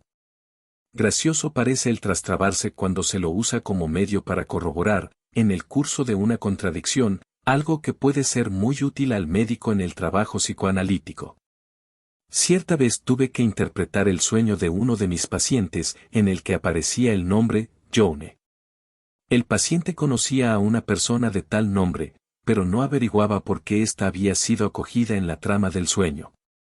Me atreví entonces a conjeturar que pudiera ser meramente por causa del nombre, que sonaba parecido al vituperio, Gauner, bribón. El paciente contradijo con rapidez y energía, pero al hacerlo se trastrabó y corroboró mi conjetura sirviéndose por segunda vez de la sustitución. Su respuesta rezó, no obstante, esto me parece demasiado gewagt, por gewagt, aventurado. Cuando le llamé la atención sobre su desliz, admitió mi interpretación. Toda vez que, en una seria disputa verbal, a uno de los querellantes le sucede cometer uno de estos deslices que trastorna en lo contrario el propósito del dicho, en el acto queda en desventaja frente al otro, quien rara vez dejará de valerse de su posición así mejorada. De este modo se aclara por qué los hombres, universalmente, dan del trastrabarse, como de otras operaciones fallidas, la misma interpretación que yo sustento en este libro, aunque no se declaren partidarios de esta concepción en la teoría y aunque respecto de su propia persona no se inclinen a renunciar a la comodidad que conlleva la tolerancia de tales deslices.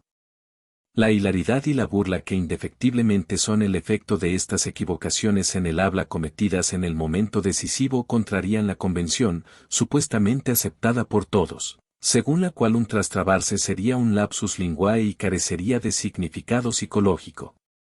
Nada menos que el canciller del Imperio alemán, el príncipe Bülow, intentó salvar mediante esa objeción la situación en que quedó cuando volcó hacia lo contrario, mediante un trastrabarse. El texto de su discurso en defensa del emperador, noviembre de 1907.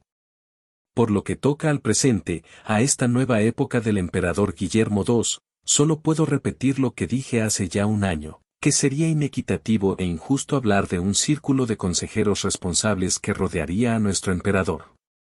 Irresponsables, le apuntan muchas voces vivamente, hablar de un círculo de consejeros irresponsables. Disculpen ustedes el lapsus linguae. Risas. Sin embargo, la frase del príncipe Bülow pareció un poco ininteligible por la acumulación de negaciones. La simpatía por el orador y el miramiento por su difícil posición se conjugaron para que no se sacara ulterior partido contra el de su trastrabarse. Peor le fue a otro, un año después y en ese mismo lugar, quería exhortar al emperador para que informase sin reservas, pero un maligno desliz lo remitió a otros sentimientos, de lealtad a la corona, que anidaban en su pecho. Latman, del Partido Nacional Alemán, en la cuestión del pedido de informes, situémonos en el terreno del reglamento interno de la dicta. Según este, la Dieta tiene el derecho de dirigir al emperador ese pedido de informes. Creemos que el pensamiento unánime y el deseo del pueblo alemán consisten en obtener un informe unánime también en este asunto, y si bien podemos hacerlo de un modo que tome bien en cuenta los sentimientos monárquicos, debemos hacerlo empero rucratlos, sin espina dorsal. Grandes risas, que duran algunos minutos. Señores, no se dice rucratlos, sino rucaltlos, sin reservas, risas, y esperemos que tal manifestación sin reservas del pueblo hallará igual respuesta en nuestro emperador en estos difíciles tiempos. En su número del 12 de noviembre de 1908, el Vorwärts, periódico de la socialdemocracia alemana, no dejó de mostrar el significado psicológico de este desliz. Nunca, en parlamento alguno, ha caracterizado tan certeramente un diputado, en una involuntaria autoacusación, su actitud, y la de la mayoría parlamentaria, hacia el monarca, como lo consignó el antisemita Latman cuando en el segundo día de la interpelación, con festivo patos, se descarriló confesando que él y sus amigos querían decir al emperador su opinión sin espina dorsal. Un aluvión de carcajadas de todas las bancadas ahogó las posteriores palabras del desdichado, quien todavía juzgó necesario balbucear, a modo de expresa disculpa, que en verdad quiso decir, sin reservas. Agrego un ejemplo más en que el trastrabarse cobró el carácter directamente ominoso de una profecía. En la primavera de 1923 produjo gran conmoción en el mundo de las finanzas internacionales que el banquero X, hombre sumamente joven y perteneciente a los nuevos ricos de W. Sin duda uno de los más nuevos, pero ciertamente el más rico y el de menos edad, consiguiera tras breve lucha la posesión de la mayoría accionaria del Banco Z. Esto tuvo como consecuencia adicional que en una notoria asamblea general los viejos dirigentes de esa institución, financistas de viejo cuño, no fueran reelegidos, y que el joven X pasara a ser presidente del banco. En el discurso de despedida pronunciado luego por el Dr. Y, miembro del directorio, y destinado al viejo presidente no reelecto, llamó la atención a muchos de los presentes un penoso y repetido desliz del orador. Una y otra vez habló del presidente fallecido, Dienstscheidend, en lugar de, despedido, Ausscheidend. Y, en efecto, sucedió que el anciano presidente no reelecto murió pocos días después de esa reunión. Claro está, ya tenía más de 80 años. Storfer. Un lindo ejemplo de trastrabarse, en virtud del cual no tanto se traiciona el que habla como se da asterisco a entender algo al espectador situado fuera de la escena, se encuentra en Wallenstein, de Schiller, Piccolomini, Acto 1, Escena 5, nos muestra que el autor que así se sirve de este recurso está bien familiarizado con el mecanismo y el sentido del trastrabarse. En la escena precedente, Max Piccolomini ha abrazado con la pasión más ardiente el partido del duque de Wallenstein, y ha echado a volar la imaginación sobre las bendiciones de la paz que se le revelaron en su viaje, mientras acompañaba al campo a la hija de Wallenstein. Deja a su padre, Octavio, y al enviado de la corte, Kestenberg, sumidos en total consternación. Y ahora prosigue la quinta escena. Kestenberg, ay de nosotros. ¿Así son las cosas? ¿Lo dejaremos, amigo mío, en ese delirio? ¿No lo llamamos ya mismo para abrirle los ojos? Octavio, recobrándose después de una ensimismada meditación, él me los ha abierto ahora, y mi mirada penetra más lejos de lo que quisiera. Kestenberg, ¿de qué habla? Octavio, maldito sea ese viaje. Kestenberg, ¿pero por qué? ¿Qué ocurre? Octavio, venga usted. Debo seguir al punto la desdichada pista, verlo con mis propios ojos. Venga usted. Quiere llevarlo consigo. Kestenberg, ¿por qué? ¿A dónde? Octavio, urgido hacia ella. Kestenberg, hacia. Octavio, corrigiéndose hacia el duque, vamos. Este pequeño desliz que consiste en decir, hacia ella, en lugar de, hacia él, hacia el duque, está destinado a revelarnos que el padre ha comprendido el motivo del partido que tomó su hijo, en tanto el cortesano se queja de que le hable con puros enigmas. Otto Rank ha descubierto en Shakespeare otro ejemplo de utilización poética del trastrabarse. Cito la comunicación de Rank. En El mercader de Venecia de Shakespeare, acto 3, escena 2, encontramos un desliz en el habla motivado con extrema fineza dramática, brillante como recurso técnico, que nos deja ver, como el que Freud señaló en el Wallenstein, que los poetas conocen muy bien el mecanismo y el sentido de esta operación fallida, y presuponen que también los lectores habrán de comprenderlos. Porcia, compelida por la voluntad de su padre a elegir un esposo echándolo a suertes, por obra del azar se ha librado hasta ahora de todos los pretendientes que le desagradaban. Por fin, en Basanio ha encontrado al candidato por quien se siente atraída, y no puede menos que temer que también a él la suerte le sea esquiva. En su corazón querría decirle que puede estar seguro de su amor aun si ello sucede, pero su voto se lo impide. En este conflicto interior, el poeta le hace decirle al festejante bienvenido: no os apresuréis, os lo suplico, esperad un día o dos antes de consultar la suerte, ya que si escogéis mal vuestra compañía perderé, aguardad, pues, un poco, algo me dice, pero no es el amor, que perderos no quisiera. Podría enseñaros el medio de escoger bien, pero sería perjura, y no lo seré jamás, podéis perderme, entonces, y si eso ocurre, me haréis desear pecar convirtiéndome en perjura. Mal haya vuestros ojos, me han embrujado y partido en dos mitades, una mitad es vuestra, la otra es vuestra, mía quiero decir, pero si mía, es vuestra, y así soy toda vuestra. Justamente eso que ella quería insinuarle apenas, porque en verdad a toda costa debía callarlo, que aún antes de la elección era toda de él y lo amaba, es lo que el dramaturgo, con una sutil y asombrosa penetración psicológica, deja traslucir en el trastrabarse. Mediante ese artificio sabe calmar la insoportable incertidumbre del amante, así como la tensión que el espectador, compenetrado con él, siente frente al resultado de la elección. Por el interés que merece el hecho de que los grandes poetas hayan adoptado nuestra concepción del trastrabarse, se justifica, a mi juicio, citar un tercer ejemplo, que ha sido comunicado por Honest Jones.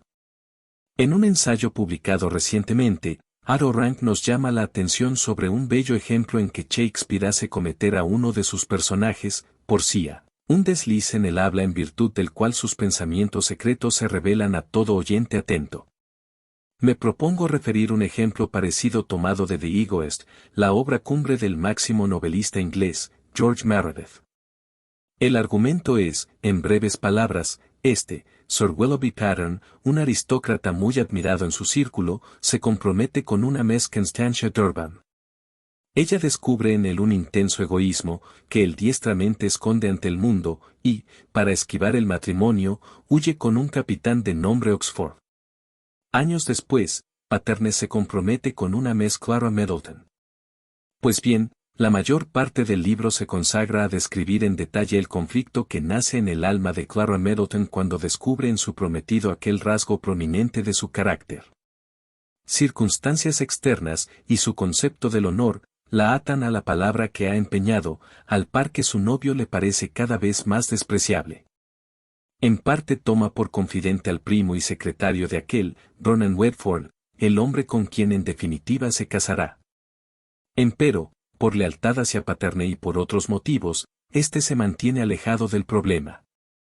En un monólogo sobre sus cuitas, Clara habla así: si algún noble caballero pudiera verme como soy y no desdeñara ayudarme, o ser liberada de esta prisión de espinas y zarzas. No puedo abrirme camino por mí misma. Soy una cobarde. Una señal hecha con un dedo creo, me cambiaría. Hacia un camarada yo podría huir a un sangrante y en medio del desprecio y de la grita. Constantia encontró a un soldado. ¿Acaso le rogó, y su ruego fue atendido? No obró rectamente. Pero, oh, cómo la amo por eso. El nombre de él era Harry Oxford.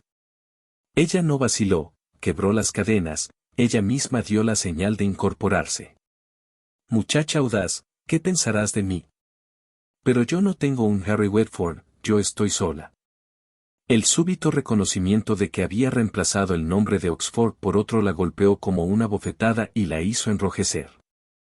El hecho de que los apellidos de ambos hombres terminen en Ford facilita, evidentemente, la confusión, y sin duda que muchos lo considerarían causa suficiente de esta. Pero el verdadero motivo, más profundo, es explicitado por el propio autor. En otro pasaje ocurre un idéntico desliz. Y le sigue aquel desconcierto espontáneo y aquel repentino cambio de tema con que nos han familiarizado el psicoanálisis y la obra de Jung sobre las asociaciones, y que solo sobrevienen cuando es tocado un complejo semiconsciente. Patterne dice sobre Whitford, con tono condescendiente: falsa alarma. El pobre viejo Vernon no es capaz de hacer nada insólito. Clara responde: pero si el señor Oxford Whitford. Vuestros cisnes vienen surcando el lago, qué hermoso se los ve cuando están indignados. Iba a preguntarle: hombres que sean testigos de una evidente admiración hacia otro, ¿se desalentarán, naturalmente? Sir Willoughby se atiezó, súbitamente iluminado. Y en otro pasaje, todavía Clara deja traslucir mediante un nuevo desliz su secreto deseo de tener una relación más íntima con Ronan Wedford. Hablando a un mocito, le dice: dile al señor Vernon, dile al señor Whitford, etc. Por otra parte, 178, la concepción del trastrabarse que aquí sustentamos resiste la prueba aún en detalles nimios. He podido mostrar repetidas veces que los casos más ínfimos y triviales de equivocación al hablar tienen su buen sentido y admiten igual solución que los ejemplos más notables: una paciente que, contrariando totalmente mi voluntad, pero con un fuerte designio propio, emprende una breve excursión a Budapest, se justifica ante mí, es que se irá solo por 3 días, pero se trastraba y dice, solo por 3 semanas. Así deja traslucir que, desafiándome, preferiría pasar 3 semanas, y no 3 días, en aquella compañía que yo considero inapropiada para ella. Cierta tarde debo disculparme por no haber pasado a buscar a mi mujer por el teatro, y digo, estuve en el teatro a las 10:10. Me corrigen, querrás decir, -10. Desde luego, quise decir, 10:10. A las 10:10 ya no habría disculpa. Me habían dicho que la cartelera del teatro consignaba, la función termina antes de las 10. Cuando llegué, el vestíbulo ya estaba en sombras, y el teatro, vacío. La representación había terminado, y mi mujer no me esperó. Miré el reloj, aún faltaban 5 minutos para las 10. Decidí presentar en casa mi situación bajo una luz más favorable y decir que faltaban todavía 10 minutos. El trastrabarse, es lástima, vino a estropearme ese propósito y desnudó mi insinceridad haciéndome confesar más de lo que era cierto. Esto nos lleva a aquellas perturbaciones del habla que ya no se pueden caracterizar como deslices porque no afectan a las palabras individuales, sino al ritmo y la pronunciación del dicho entero, por ejemplo, el balbuceo y tartamudeo que se producen en estado de turbación. Pero aquí como allí es el conflicto interno lo que se nos denuncia a través de la perturbación.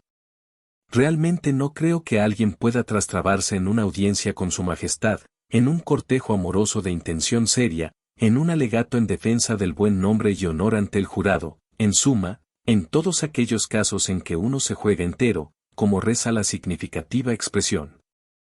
Hasta para apreciar el estilo de un autor tenemos derecho a emplear, y de ordinario lo hacemos, el principio explicativo que nos es indispensable para rastrear la génesis de cualquier equivocación en el habla.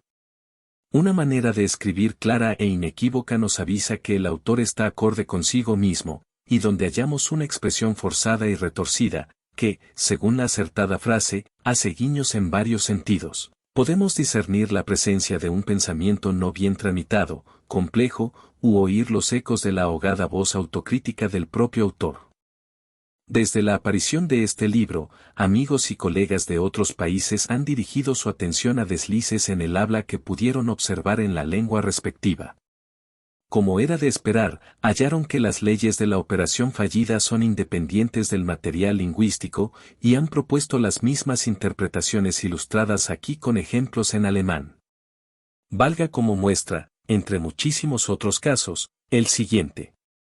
El Dr. Abril, Nueva York, informa, acerca de sí mismo, a friend described to me a nervous patient and wished to know whether I could benefit him.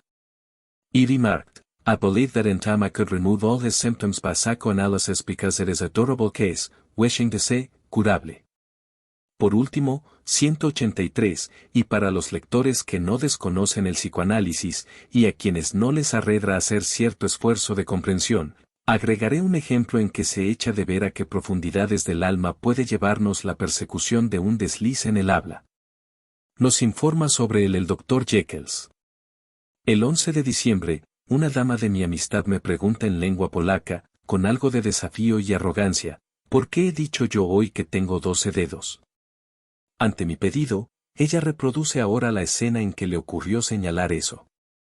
Se aprestaba a salir con su hija para hacer una visita, y la invitó a cambiarse de blusa. La hija, que se hallaba en el periodo de remisión de una demencia precox, lo hizo enseguida en la habitación contigua, y cuando volvió a entrar halló a su madre ocupada en limpiarse las uñas. Se desarrolló entonces la siguiente plática. Hija, ¿lo ves? Yo estoy lista y tú todavía no. Madre, pero es que tú tienes una sola blusa y yo 12 uñas. Hija, ¿qué dices? Madre, impaciente pues que naturalmente yo tengo 12 dedos. A la pregunta de un colega, que oía también el relato, sobre que se le ocurría acerca de 12, respondió con tanta prontitud como decisión, 12 no es para mí ninguna cifra de significación. Para dedo, brinda, tras vacilar un poco, la asociación, en la familia de mi marido solían nacer con 6 dedos en los pies. En polaco, tampoco en castellano, no se diferencia entre finger y sí, dedos de las manos, y dedos de los pies, respectivamente, punto.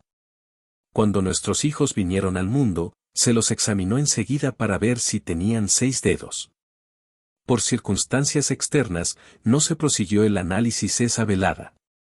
A la mañana siguiente, el 12 de diciembre, la dama me visita y me cuenta, visiblemente excitada, considere usted lo que me ha pasado, desde hace 20 años felicito al viejo tío de mi marido para su aniversario, que es hoy, siempre le escribo el día 11 una carta, y esta vez lo olvidé, ahora vengo de enviarle un telegrama.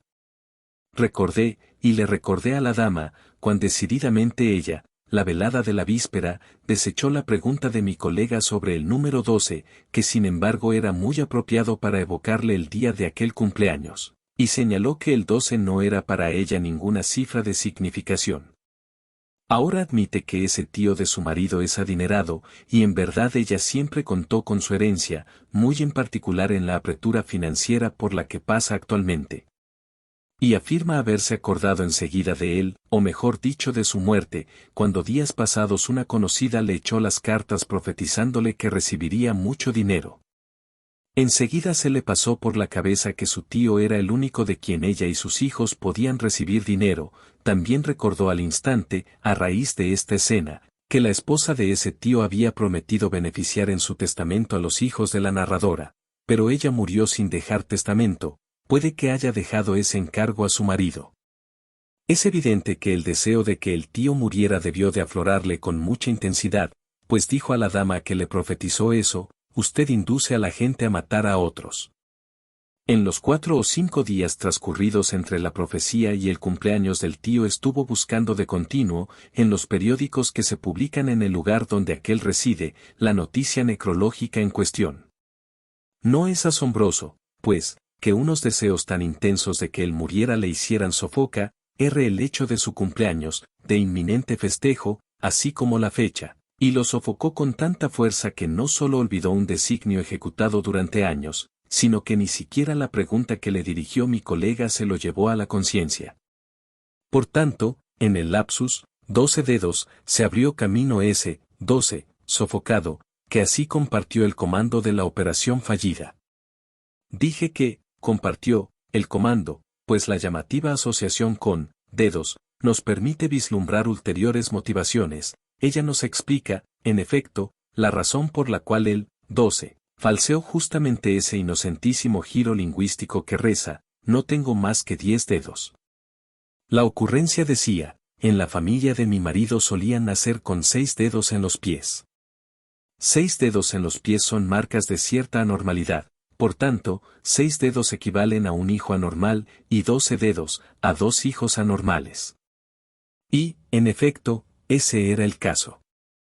Esta mujer, casada muy joven, recibió como única herencia de su marido, considerado siempre un hombre excéntrico y anormal, que se quitó la vida a poco de casarse con ella, 2 hijas a quienes repetidas veces los médicos le definieron como anormales y afectadas de una grave tara heredada por vía paterna. Poco tiempo atrás la hija mayor había vuelto a casa tras sufrir un grave ataque catatónico, y de inmediato también la menor, que atraviesa ahora la pubertad, contrajo una neurosis grave. El hecho de que la anormalidad de las hijas se conjugara aquí con el deseo de que el tío muriera, y se condensara con este elemento que estaba sofocado con una intensidad incomparablemente mayor y era de mayor valencia psíquica, nos permite suponer, como segundo determinismo de este trastrabarse, el deseo de muerte contra las hijas anormales. El significado predominante del 12, como deseo de muerte es iluminado, además, por el hecho de que en la representación de la narradora el cumpleaños del tío estuviera muy íntimamente asociado con la idea de la muerte. En efecto, su marido se suicidó un día 13, o sea, un día después del cumpleaños de su tío, cuya mujer había dicho a la joven viuda: ayer lo felicitó tan cordial y amable, y hoy. Quiero agregar que esta dama tenía, además, bastantes fundamentos reales para desear la muerte de sus hijas. No le daban estas ninguna alegría, sino solo pesares, y le hacían padecer enojosas limitaciones a su independencia. Por el bien de ellas había renunciado a toda dicha amorosa. También esta vez había hecho un extraordinario esfuerzo para evitarle cualquier motivo de desazón a la hija con quien iba de visita, y uno bien puede imaginarse qué gasto de paciencia y de abnegación exige una dimensia praecax, y cuántas mociones de ira tienen que ser así sofocadas. Según lo expuesto, el sentido de la operación fallida rezaría: que el tío muera, que estas hijas anormales mueran, toda esta familia anormal, por así decir, y que yo tenga el dinero de ellos. Creo que esta operación fallida posee varios rasgos de una estructura insólita, que son: a. La presencia de 2 determinantes condensados en un solo elemento. B. La presencia de los 2 determinantes se espeja en la duplicación del trastrabarse, 12 uñas, 12 dedos. C. Es llamativo que uno de los significados del 12, a saber, los 12 dedos que expresan la anormalidad de las hijas, represente una figuración indirecta. La anormalidad psíquica es aquí figurada por la física, lo superior por lo inferior. Bueno, espero que te haya gustado y espero verte la próxima. Recordá dejar tu comentario y pedir más vídeos. Hasta la próxima.